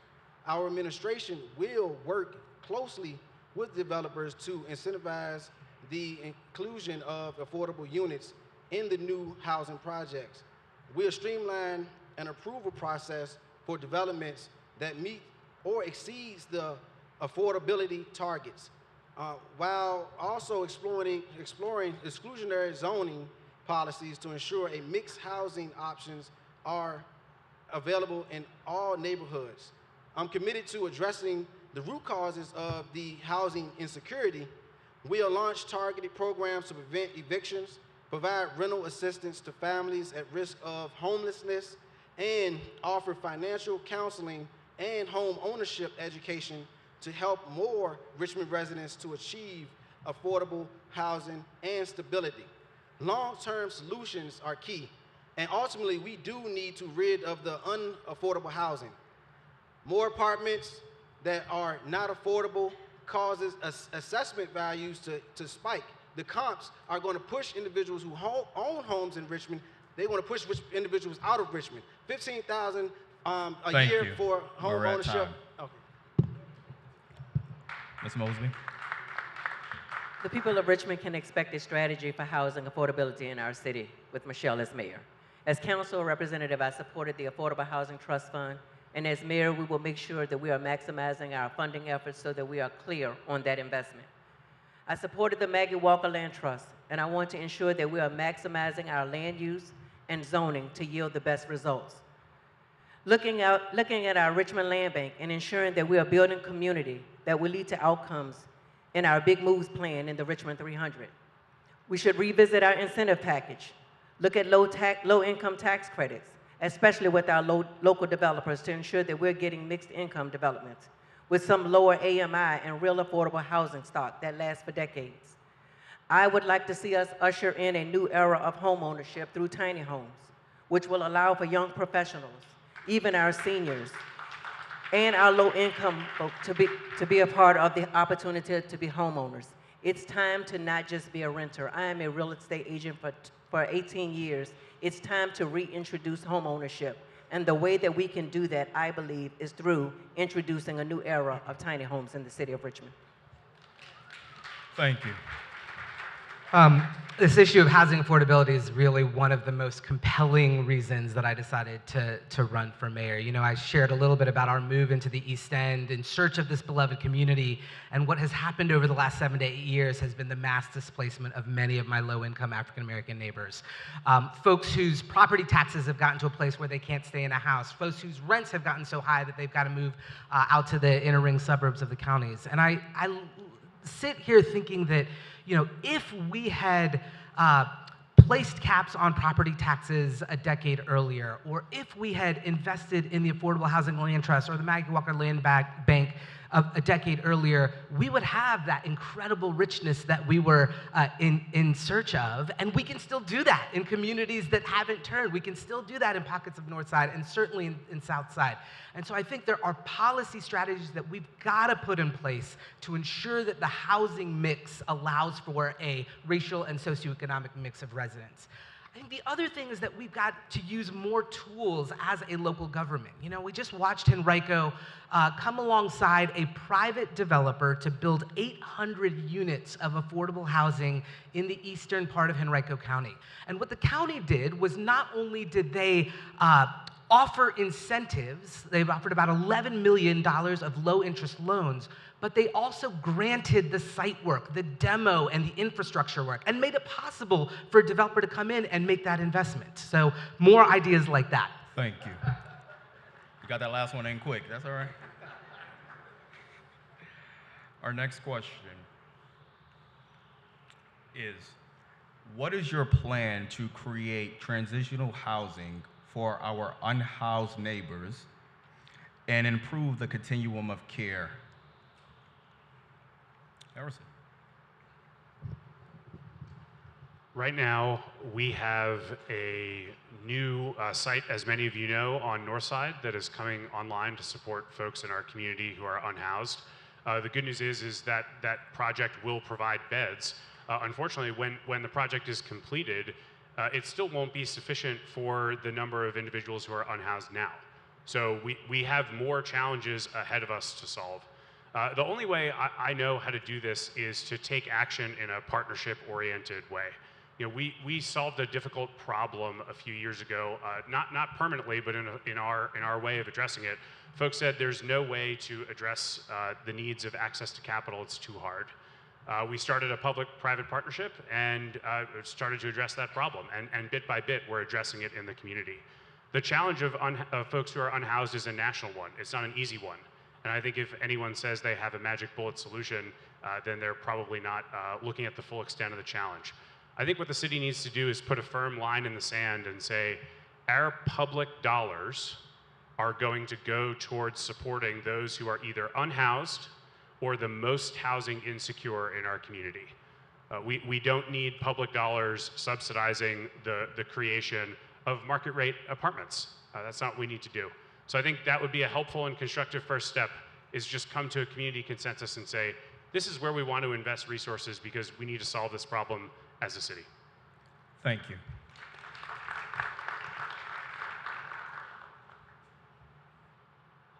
Mr. Neblett.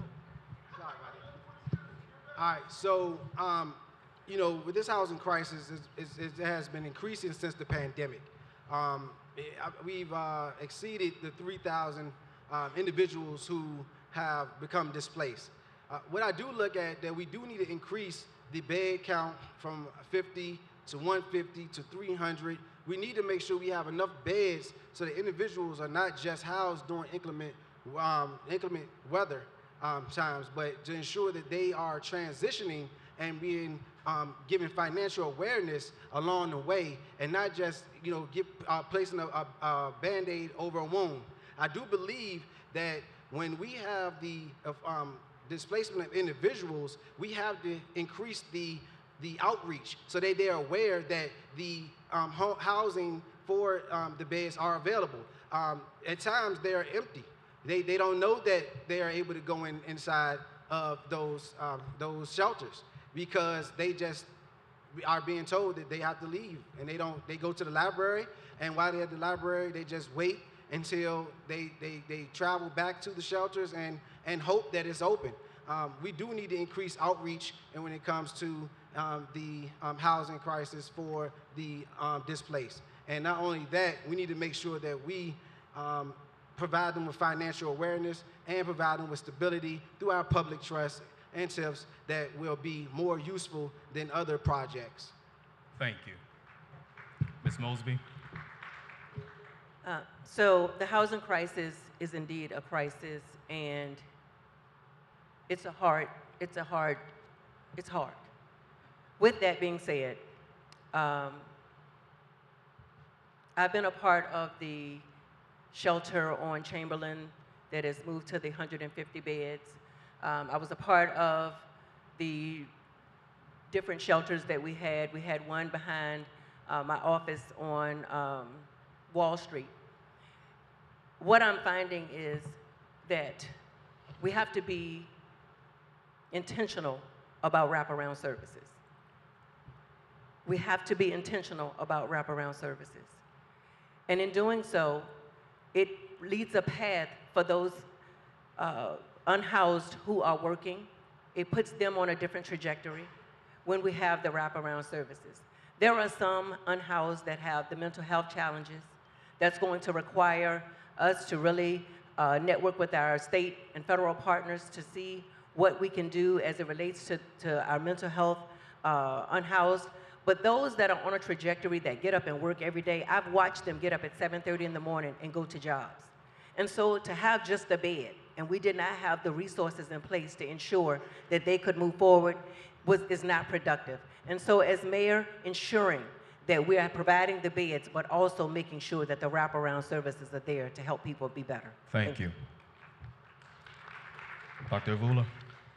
Yeah, I mentioned I had pulled together a group of affordable housers that was actually at that Cool Lane site, the Virginia Supportive Housing's new site in the north side of the city. And one of the things that became clear is that there is a very doable solution to address the about 500 people in the region who are homeless.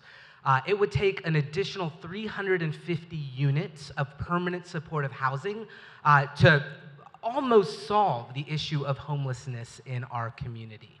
Now, that's a large number for us as a locality, but we have a nationally recognized continuum of care that really supports the entire region.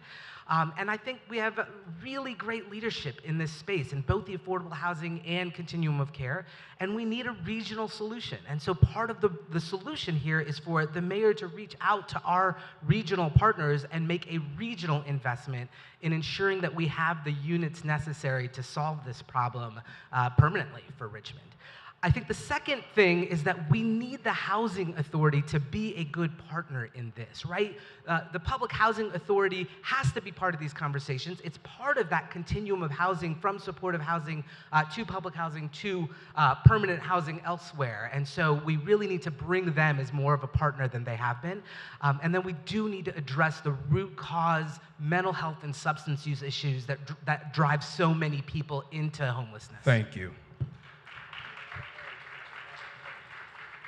You know, one of the biggest challenges, I think, facing homelessness is those who currently have homes but are in threat of losing them. We had 12,000 eviction cases go before our courts last year. That was a big reason why, when I saw the outcomes of the RVA Eviction Lab study report, I prioritized making sure that we supported as council the creation of the shelter in Northside. But we also want to make sure we look at further, where we have emergency shelters. We changed zoning to allow for emergency shelters to be allowed by right, which means there's no need to go for special approval, so we can have our owners of properties to be able to open them for those who need it. Those are just two little steps, but as we've heard, there's a much bigger challenge. So for me, we have the second highest per capita rate of evictions. We have more issues in regards to their legal representation. That's why this budget has a prioritization that I made sure was in there for the right to counsel for those facing eviction. It's going to be funded by the city and worked in collaboration with the Legal Aid Society. That should take effect later this fall, and I look forward to seeing what they learn about the facts, the face of homelessness for those facing that in our city right now. But let's talk about the unhoused. We can look at things like the Dorothy in Atlanta, where they converted shipping containers into housing units that are off on city-owned property that provide access to quality, dignity housing to support their ability to live and grow and provide access to jobs. They don't pay rent until they make money above a certain level. They want them to build wealth, get their feet under themselves, and find themselves in the future of the city. And for me, we want to make sure we do that. There's also cities converting commercial offices into housing as well. We should be creative, look at opportunities to provide access in small nuggets around the city. Thank you so much.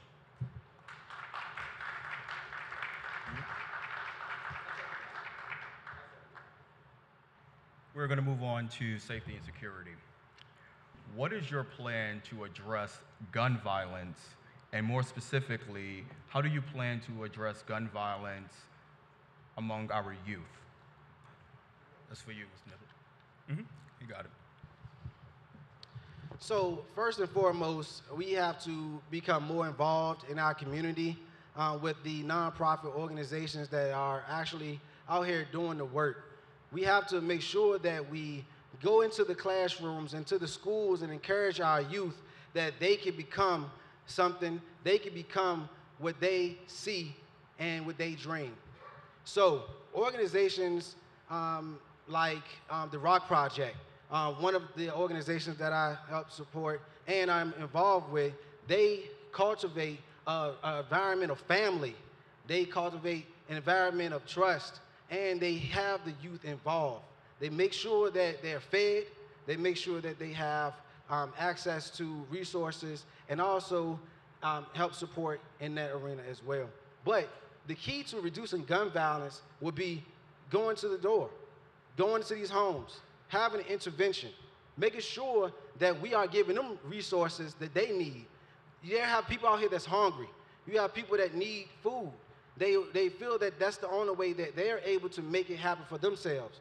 So with us providing wraparound services within the community, I believe we will be able to reduce gun violence, and we can increase code enforcement to take the vehicles off the streets that are abandoned, that where the guns are being hidden on a day-to-day basis. We need to remove these vehicles that are abandoned off the streets. So we need to make sure. Thank you so much. Ms. Mosby. So the people of Richmond can expect a real public safety strategy. First and foremost, we need to take a holistic approach. We need to work with our chief to hire and retain community-minded officers. We are down 150 officers. We cannot maintain our city without police officers. And so I will work with our police chief to hire and retain. I will support our police, our fire and EMS through competitive salaries, continual training, and accountability. But more so than that, we have to rebuild our village, y'all. We do. We have to work with organizations, nonprofits, churches, RPS to bring cohesiveness. We must unite to fight the root causes of crime. Dr. Avula talked about a different environment. And I'm saying again, I'm running for mayor because our young people need to see a black woman be their mayor. They need to see someone that can walk into their communities and say, stop that. They need to see someone in their community that looks like them, that have made it from point A to point B, and can bring our churches together so that our churches can help us rebuild our village. Our young people, our families, our mothers have gotten younger, and so it has made a shift in our communities. And it is going to take us, people that look like me, people that look my color, my complexion, to go into our communities and help our young people be at their best. And so that's why I'm running for mayor, so we can make these shifts in our community. Thank you. That's pretty good. I like that. Sadly, my kids have gotten really good at telling the difference between gunshots and firecrackers. That is just a reality of the community that they've grown up in, and so many communities in the city of Richmond. And we've got to do it differently. I think in 2020, the pendulum swung on community perceptions about police, and frankly, with good reason, right? Like our police across the country were doing some really crazy stuff. But this pendulum has got to swing back, because the answer is not let's get rid of police. The answer is that we need to equip and train police to be community police, to have relationships and trust and be present in those communities. And we need a mayor who's going to support that. We need to fill the 30% vacancy rate that our police department and every police department across the country is struggling with. Every corner I go to in the city, people say, safety. I want to just feel safe in my community. Part of that is about police, but not entirely. And so it really does come to these root issues of poverty and opportunity that we've simultaneously got to address. The last thing I'll say is that all right, Appreciate you not having me come on out and stop you at the 10.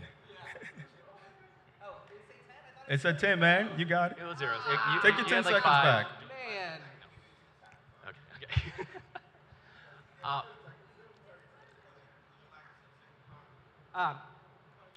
You got 10 seconds. Yeah, can I? Okay, sure. I mean, the last thing I'll say is that we really do need to address root causes and bring communities together. I think Michelle's comment about the village has really resonated deeply. So, Thank you. Some of you in this room might be familiar with risk. And I think for me, one of the things they've advised us and trained me over the last couple years has been about GVI, group violence interactions, and making sure we're focusing on getting involved and getting in front of with relationships with those who might be on the cusp of creating a problem that changes their trajectory of their life. They might be truant. They might be constantly not being in school or having other issues. There are warning signs across all of our community partners that understand there are kids at risk of doing the wrong thing. And while we focus on the crisis we have today, we need to make sure we also think about, while we support those students and implement those types of programs, we also look at the things that help prevent and avoid that conflict happening for that child. It goes back to after-school programs, sports, athletics, making sure every neighborhood has libraries, parks, community facilities, fields for basketball, tennis, and why not, pickle and paddleball. And for me, the thing we need to think about is every time we can positively engage a child in an interaction with others, it's going to be benefiting them for their growth and development. It gives them something to go back to school tomorrow for. Because for me, that's what I think is the most impactful thing we can support holistically, is making sure that child does not have to go down the pathway of that. The other outcome I think we need to focus on is time we invest in the neighborhoods that are public housing. We can no longer let those just be the public housing neighborhoods. We need to wrap them around with the services around them. And we're doing such things in the East End with looking at Lux Field and looking at other facilities around it, but it needs more. We need to focus on zoning those for development, focusing on bringing them the jobs and storefronts for early childhood development opportunities, after-school programs, and sports and athletics. Thank you. One of the things in Vic's question was about children. It is staggering that in this country today, it is more likely for a child to be killed in an incident of gun violence than in a car crash. That is an astounding fact. I was knocking doors in Southside the other day, and someone pulled over and opened up their window and said, "I need to tell you a story about my spouse and kids," someone who lost a spouse and children to gun violence. All while we have Governor Youngkin vetoing common sense gun safety bills.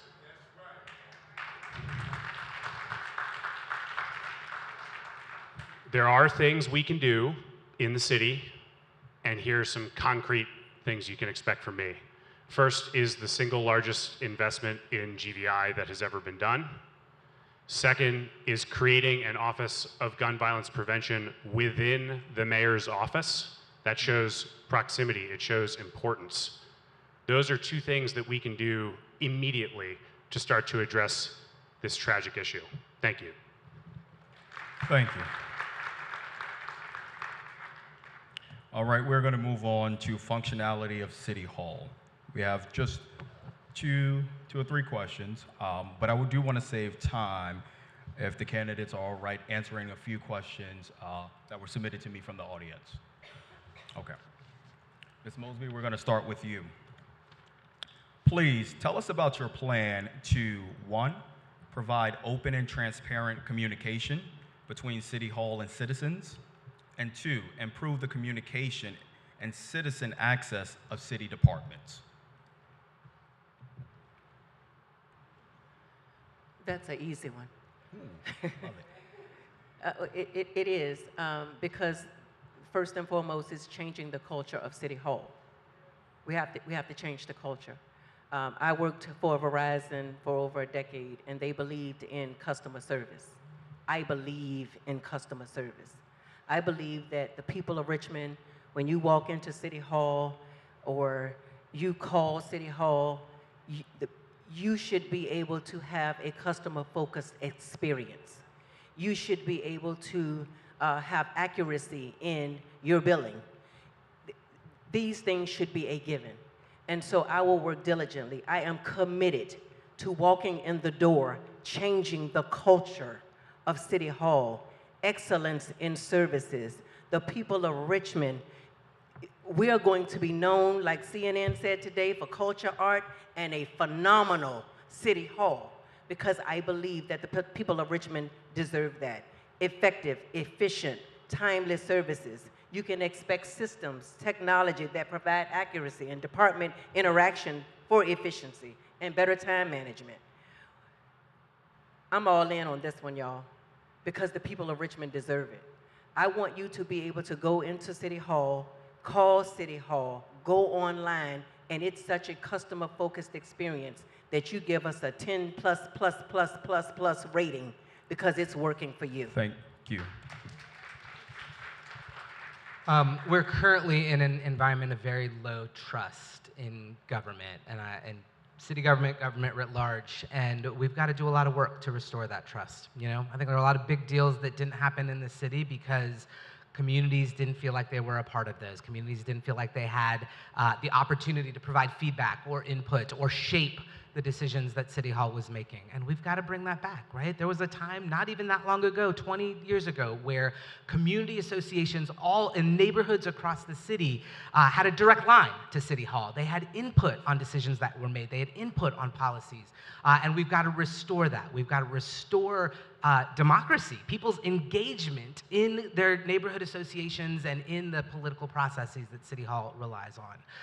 And that's going to rebuild trust over time, and it's going to take work. I think the other piece of this is ensuring that the basic functions like HR, like finance, like permitting, actually serve and respond to the needs of people. And this means that we've got to have leadership that comes in, ensures that that's a priority, and takes a people, process, and technology lens on each of those units of city government.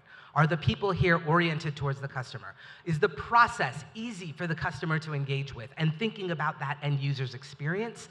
And is the technology taking advantage of what exists now to actually make the interaction with City Hall a 2024 experience? Thank you. All right, so 2015, I was an employee in City Hall, and I won an award for the City of Richmond, and it was the Governor's Kovitz Award for innovative use of open data. That was 2015, and I left the next year to run for office. Guess what stopped? Open data.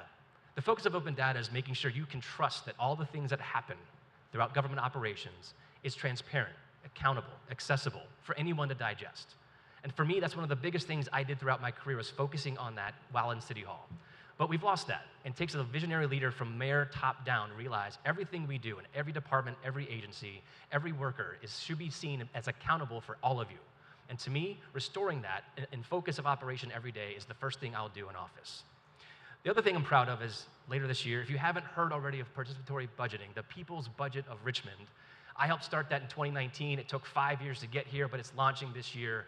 It's going to be putting money in your hands, $3 million, in fact, to invest in your community as you want to. You want a park bench, you want a street light, you want a swing set, you want to have a merry-go-round, you want to see something fixed in your neighborhood. This is your chance to come together and spend your tax dollars where you can see the benefit tomorrow. These are the things that just start to build that and restore the trust in your city government. And for me, that's the biggest thing we have to do. It's not just with businesses and the developer community, but it's you. you need to know that your city hall is going to be working for you accountably and accessibly every single day, and I'll make sure you see that from my office every single day as mayor. Thank you. You know, I've spent the better part of my career helping create change in large organizations, and it's not really the job of the person at the top of the organizational chart to wave a magic wand and show up and solve problems.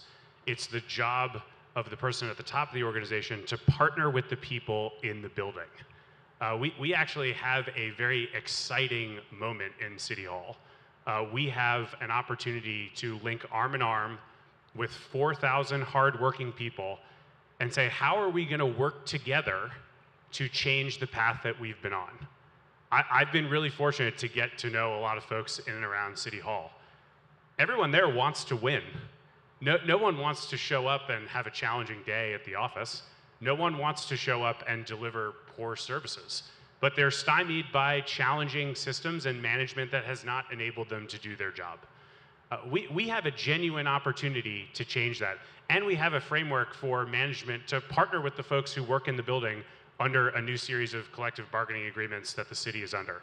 So I'm actually very excited about the opportunity to deliver change in City Hall, not because that's what the mayor is going to do by banging the table, but because it's what's done by partnering with the people who do that work every single day. Thank you.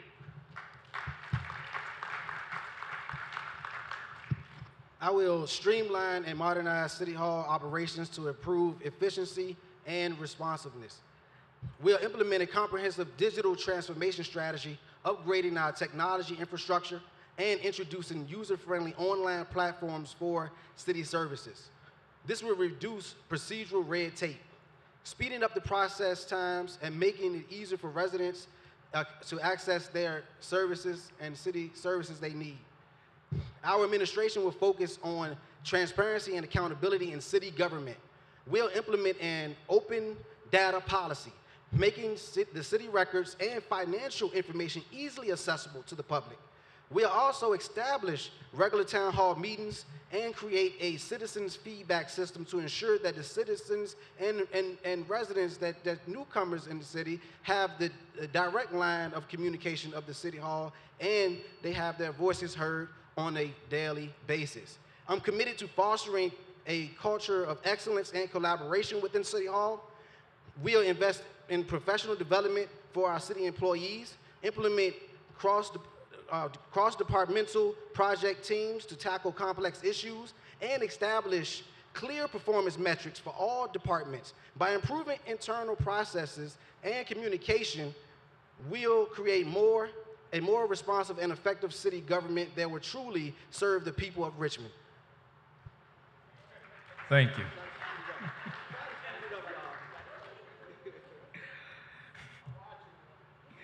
You guys, I'm not. All right, our next question is, as mayor, what will you prioritize in your first 100 days in City Hall and in our community? That's you, Danny. First 100 days. Okay, so the role of the mayor is the CEO of the public serving agency. And so part of that role is to assess the leadership team you have and to build the best team possible. So that starts with an assessment of the CAO, bringing in the best talent we possibly can, and then looking division by division to ensure that we have the right leaders. And so really it's an assessment of leadership. Second, it is looking at what does it take to build the kind of culture that we've been talking about? And that is establishing expectations about the way that we communicate with residents and opening up City Hall and pathways for resident input. We want to make decision-making transparent and invite the public in. And we want to make sure that we are focused on outcomes. And so we've got to elevate the Office of Performance and Management. This is an office that actually exists in City Hall, we want to elevate that to the mayor's office to make sure that we have a clear sight line into each division's outcomes and how they're performing against those outcomes. I think we need to bring a chief transformation officer in because asking an already short-staffed division to do new things, to do more, to do it differently is really difficult. And so you need the outside look of a transformation officer and their staff to actually help support divisions in that journey. And we need to build a culture of success and accountability through performance management. Thank you. As an 8-year employee in City Hall and 8 years on City Council, I know how City Hall works and functions, and I've also seen exactly why it doesn't. And for me, I fought that as an employee in City Hall, pushing it to the limits of trying to drive innovation and change. But the culture sometimes doesn't want to change in that capacity. It is leadership, it is vision, it is working collaboratively. First 100 days in City Hall, we're going to focus on investing in the 3 biggest pillars I think that will change how we operate. One is technology. We're going to invest in the systems and processes we depend on to operate. They need to be modernized, streamlined, and connected. No more silos of departments deciding what technology they use. This is for you. This is where we focus on you, the customer, and the experience you have working with City Hall to be available to you however you want to do it. If you want to come in person, great. We'll have a system that works for you perfectly. You want to do it on your phone? Perfect. You want to do it from your computer? Even better. For me, there's no limitation on how you interact with your government, and we need to make sure every department and agency does that. We need to invest in our people. We need to train people to make sure that they can meet the demands of what you're coming to ask them for. They need to help you every time.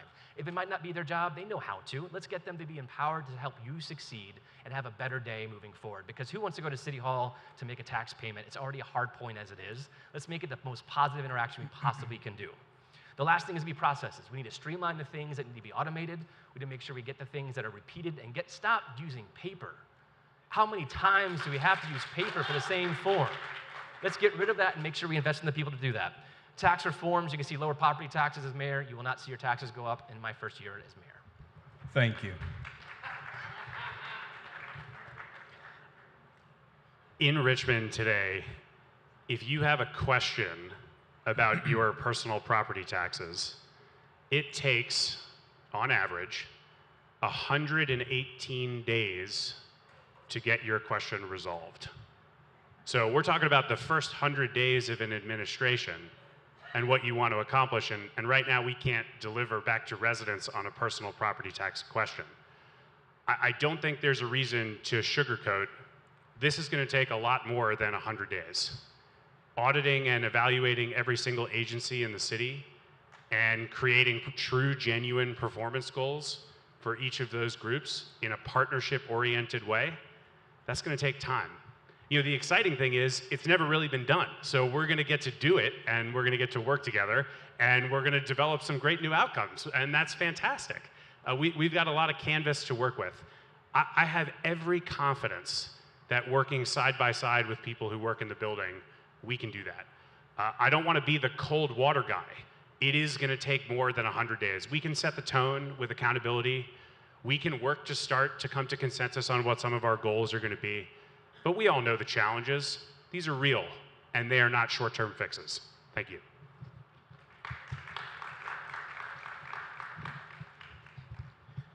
The first 100 days is vital.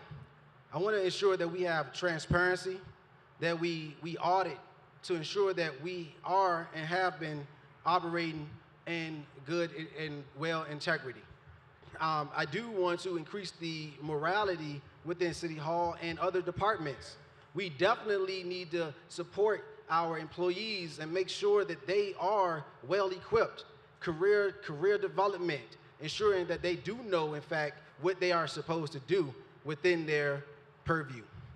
Also, within the first 100 days, I'd look to effectively draft a policy that will ensure that our elders will not lose their homes due to property tax. I believe that once you reach a certain age, you should not struggle and you should not have to bend pins and needles to figure out how you're going to continue to keep your home and to build your legacy. I do believe that we are able to support the support. I look to enact a stipend program that will help nonprofit organizations receive funding, and they do not go through the bureaucracy of not being able to obtain that funding when they are the ones truly doing the work. We will have to prevent individuals coming from the outside that can write procurement very well, that they make it sound good, but truly they are not doing the work. That leaves our communities empty, that leaves the doors open, and that increases gun violence. That increases hunger. Thank you. Thank you. Ms. Mosby? Evaluating departments, starting with my CAO, who will be the closest person to me, evaluating CAO, department heads, making sure that our technology is up to date. I am not sure why technology has had the issues that it's had. I don't understand the stop, because again, technology is working all around us. And so I have a nonprofit, I believe in best practices. So if best practices says that someone else is doing a thing, you can go over and you can get the thing and you can make the thing work for you. And so it's looking at technology and making sure that it is up to date so that the people of Richmond and our bills are being paid and their inaccuracy. Not only is it looking at our department heads, evaluating departments, looking at our technology, but really having real dialogue with the staff itself. I want to have a conversation with our staff. A long time ago, I said to our mayor, we need to have a survey box on the floor, where people can at least say, hey, this is how I'm seeing this thing to go. And so I'd like to have something so that the people, the staff, are able to have a conversation with the mayor.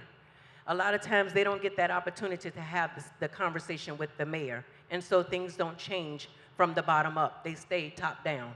And so I want to make the shift, the culture change. The culture change in City Hall would change many things in our city. Thank you so much, Ms. Mosby. Thank you. And with that, we are going to move into questions from our audience and that were submitted online. I've done my best to condense them all into the same subject area. And so the first one is going to go to you, Andreas. What is your vision for a multi-module, well-connected Richmond region that does not rely solely on cars for transportation and improving transit access across our city? Well, as someone who frequently rides the bus and rides my bike to work and walks our neighborhoods, multimodal access for our city is important for everybody. For me, I think it starts with really looking at how we're going to connect the future of our city, organized around how we connect jobs and workforce development for employment as we build housing and economic activity across our city, and making sure that we're doing that for equitable access to the careers and completely transforming the training needed to get in those jobs for every individual across our city. And for me, building upon that is going to be also supporting how that housing is meeting their economic needs, but more importantly, the services around them. Is it near a grocery store? Is it near a park? Is it near an opportunity for employment? Is it near the things they need to have a better quality of life? And if not, we're not supporting the holistic aspect of that. People should be able to walk safely across our streets. In Southside, there are places that have no bus stops, on sidewalks, there's dirt. And for me, that's undignified and unacceptable. And for me, we need to make sure we focus on equitable access for everybody across our city. That's why we need to invest in the neighborhoods that need transit, that need housing opportunities, they need that storefronts for that grocery store, they need that access to that child care, they need the access to all the things that we see in other parts of the city need to be brought to all corners. As mayor, one of the biggest things I'm going to focus on is where do we start? The master plan outlines priority growth nodes. Each growth node is where we should put our affordability, we should put our transit, safe walkability, accessibility for everybody. I don't care what your mobility preference is. We need to make sure it's seen as a process and access for everybody. Thank you. And Harrison, before you go, just let the audience know, and candidates, we'll do one more at 1 minute, and then you all will be able to provide closing statements. I appreciate you all staying and working with us through this. Sure. First, I'd like to applaud Councilman Addison for the work that he's consistently done over many years to be a champion for multimodal transportation. It's fantastic that we've had someone on City Council doing that work. And I think that work continues. We all know the issues. GRTC needs to remain fare-free. As the Fall Line Trail comes to our community, we need to make sure it's not leaving parts of the city left out. We need to ensure that we are expanding the routes available on GRTC. We need to make sure that for the at least 20% of Richmonders who don't have reliable access to a car, they have opportunities to walk, bike, or ride mass transit to get to where they need to go. You know, transportation is a much more fundamental issue than it gets credit for. If we don't address transportation, so much of the other work that we do, it's not even accessible to people. So unless and until that's addressed in a way that's equity focused, we're not going to get to where we need to go. You can count on me to be a champion for investments in multimodal transportation across the city, and also continue to build partnerships with our region as we all look and see things like the Pulse being extended into Henrico County and other such initiatives. Thank you.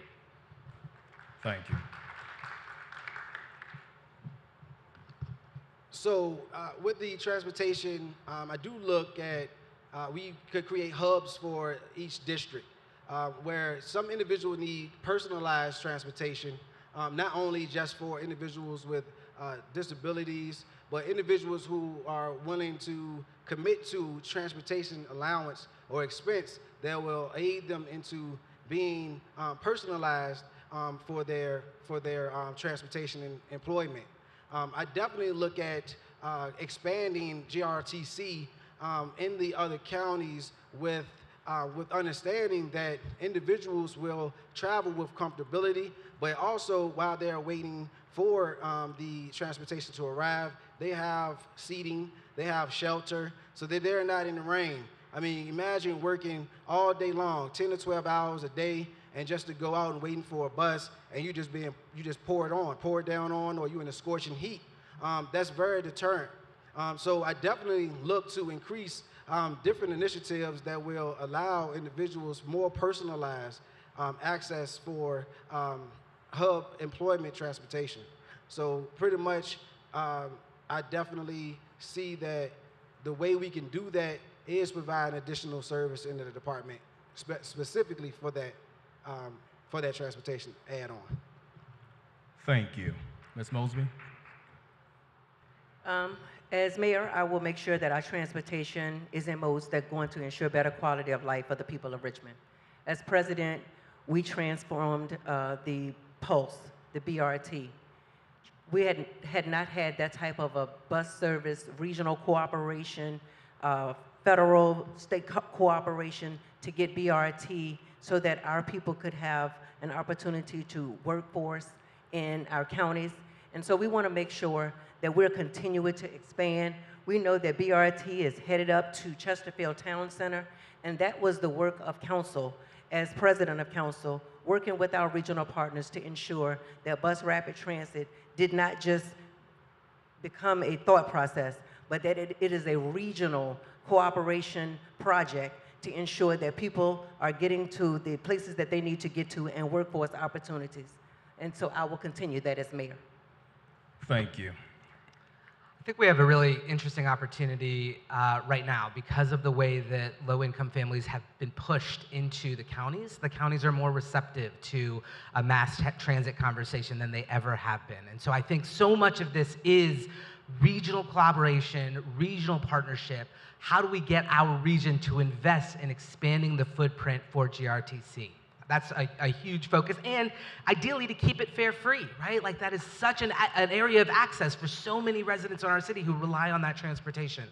And then as we talk about the multimodal part of this, as with everything we've talked about, and my approach to leadership has been one of deep listening to community, and we really need to work with communities that want to slow traffic down, that want more bike lanes, that want to slow car traffic, because there's so many places where we've already seen unsafe, we've seen pedestrian deaths, and we can actually address that. I think about Mayo Bridge as a very recent example where we have the opportunity to redesign a bridge and make it not only aesthetic attraction, but a place that people can walk and bike and fish from and be a community meeting space while slowing traffic on that corridor, which is a nightmare to try to walk down if you've ever tried to do it.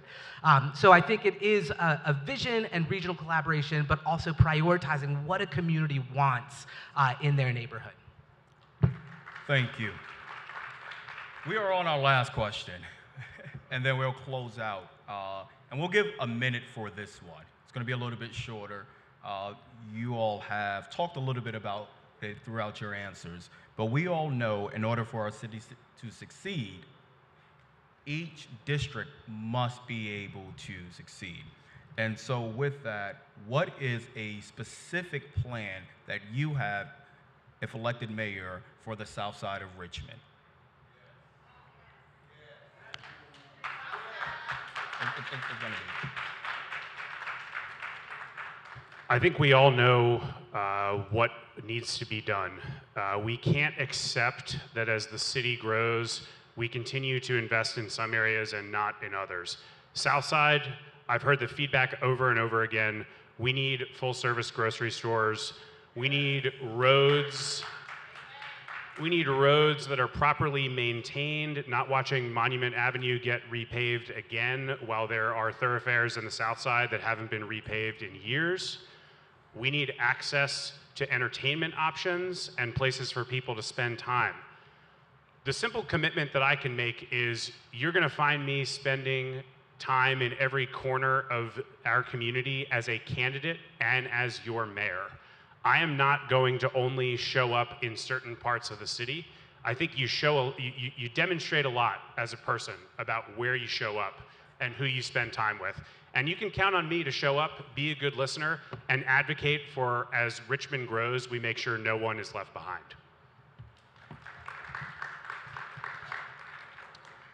First and foremost, we need to clean up Southside from Corrigan up Hall Street, going towards 32nd Street. I mean, it's daunting to see individuals sleeping on the steps of what used to be a church. You know, it's sad to see individuals coming from and crawling from beneath the crawl space of buildings that's vacant.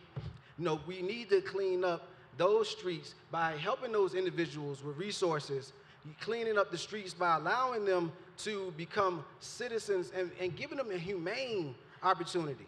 We do need to have health food markets like Elwood Thompson, another one, Trader Joe's. We need to have those in the community, not just grocery markets that's going to sell food that is hazardous to your health. We don't need to go backwards. We need to go forward. Also, we need to increase the parks and rec in the South Side. We need to give opportunities in the community and resources. Thank you. My friends, I am a Southsider. Yeah, yes. And so I'm just going to talk about a few things. The port traffic has skyrocketed since I was president. 4 years. I only spent 4 years. A leader that can continue to expand and serve the people of Richmond throughout the port. Bus rapid transit is now, again, discussions of Richmond Highway. We made the first investment through Affordable Housing Trust Fund to build 3-bedroom, 2.5 townhomes in the 9th District. We purchased and created a community center on the south side of Richmond, and we continue to budget for a state-of-the-art facility, and the plans are in motion for that today. We began conversations for the Starbucks on Hull Street and the growth by Haynes Furniture. We fully funded schools, and we built 3 new schools in the south side. And I will continue to fight for the south side of Richmond. I am a South Sider. I made a choice to live on the south side, and I will continue to fight and move for the south side of Richmond. Thank you so much. All of those things. No, I mean, you know, I think Michelle nailed it. I mean, she knows the South Side better than everybody. She's grown up there, and the only thing that I would add is that we do that in a way that honors the people who live there, right? You look at what's happening in Manchester, which is great for the city. We're bringing density, we're bringing more apartments, we're bringing more people into the city. But unless we are super thoughtful about the impacts of that on the long-term residents of those community, you know, the South Side is going to look like what pockets of the North Side have become. And so I think that those same drivers to preserve racial and socioeconomic diversity have to be put in place. Policies and investments to really make sure the South Side is protected from that kind of development, but make sure that we're infusing it with development. Thank you. In February 2022, I'm the Land Use, Housing, and Transportation Committee Chair for Council. I introduced a Southside Economic Development Plan from all the studies we've been given for the last 5 years. It sat there for a little while. I put in some legislation because I want to focus on the zoning that we do in north of the river, like in my district, to make sure it's done the same way in Southside. Because here's why. There should be no choice of where we put high-frequency transit. It should be yes, on Hull, on Midlow, on Richmond Highway, and even on in other neighborhoods too. Because you know why? It's that important. There's no deciding between which neighborhood gets it. It's yes. And for me, we need to think big about what we do because transit is the anchor for development. If we want to get to Southside Plaza to be an anchor for the Southside for access to all the things it could become, and we put some rejuvenation in that area, it's going to take connecting downtown to Southside Plaza all along Hull Street, revitalizing every single block, every single corridor, respecting history while also building new. That's the plan we got to focus on, is putting investment where it matters most in every single neighborhood so they can see the change that they all deserve and have been asking for decades. Thank you. We're done. You answered all the questions. So now we're going to move into closing statements. I invite you to stand up. You have a minute to give some closing remarks. We're going to start off with you, Harrison, and come back down this way. Thank you all so much for having me. I'd like to address one local issue that did not come up in this conversation that is unfortunately now a local issue, and that is we need a mayor who is a champion for reproductive health and reproductive rights.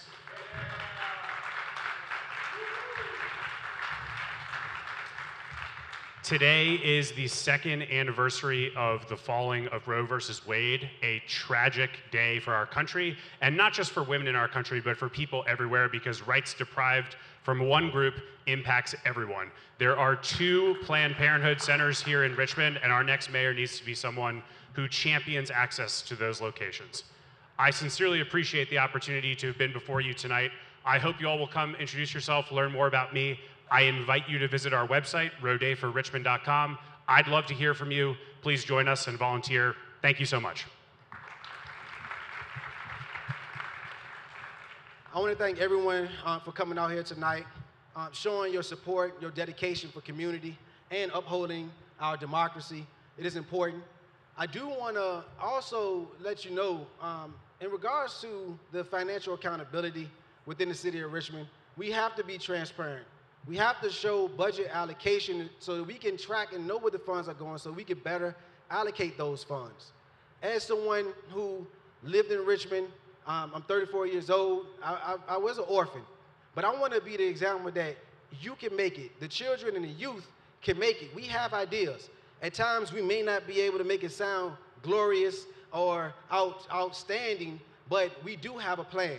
You just have to give us and the youth opportunity to express those and actually do what we know that will work for us. So when it comes to One Richmond, I'm looking forward to that as mayor upcoming to this next fiscal year. Thank you. Have a good night.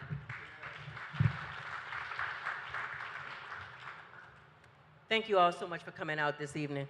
I'm Michelle Mosby. I'm running for mayor. You can expect a responsive government. You can expect effective, efficient government. I have worked on city council for 4 years, and in those 4 years, I have been able to transform our transportation system. I have been able to bring our school board and our electeds together, build schools and fund schools. I have been able to make real change in the city of Richmond. And so I'm asking you to take this moment in time and hear what you've heard, but also go back and look at the proven record. Look at the proven record of the leaders that are in front of you, and at that time, make your decision. And don't wait till November 5th, September 20th. I need you to get out and vote. I need Michelle Mosby to be our next mayor. I have proven that I can lead this city, and I'm asking you to give me that opportunity on September 20th through November 5th, and let's change our Richmond narratives together. Through this election, you guys are hiring the next leader of the city. You are hiring the CEO of a $2.8 billion public serving agency. In 15 years of executive leadership experience in local and state government, I've hired a lot of people, and my interviews are about 10% what are you gonna do? It's important to hear what people's vision is, and 90% what have you done, because what you've done is the best predictor of what you will do. I led the Richmond City Health Department and made it a national award-winning health department. We built 8 clinical sites in 8 of the lowest income neighborhoods in the city. I merged the Richmond and Henrico health departments under one umbrella, creating the Richmond-Henrico Health District. I helped lead first the region and then the state through the COVID pandemic, making Virginia starting at 50th out of 50 states and propelling us to the top 10 most vaccinated states in the nation. And then I ran a $2.6 billion agency at the state level as commissioner of the Department of Social Services. And that's the track record I want to bring to our city. Thank you.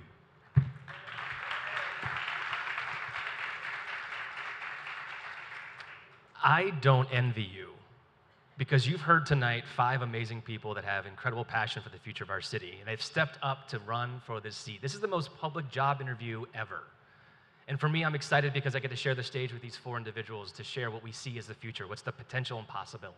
And for me, that's what excites me, is because I've worked for 16 years and showing up in every day, and I've done small things, and I've tried to do big things, and I've seen why things can happen. I've also seen things that don't happen.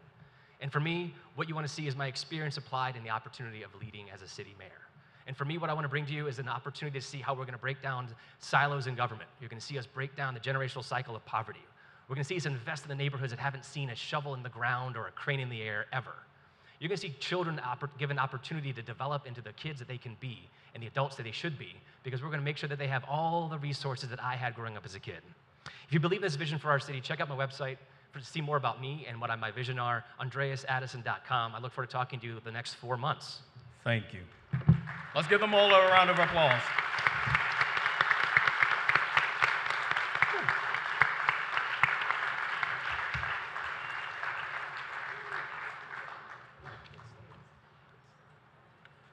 Awesome. Again, thank you all so much for joining us this evening. Give our candidates a round of applause, but also give yourselves a round of applause because it was hot. So we're going to invite our candidates for a brief moment, if we could just get a couple of pictures with you all. This is one of our first installments. We do want to continue these conversations as we move into the November election. So be on the lookout. Again, thank you. And I'm just going to cut it right there because I'm not going to stop you from getting to your cool cars.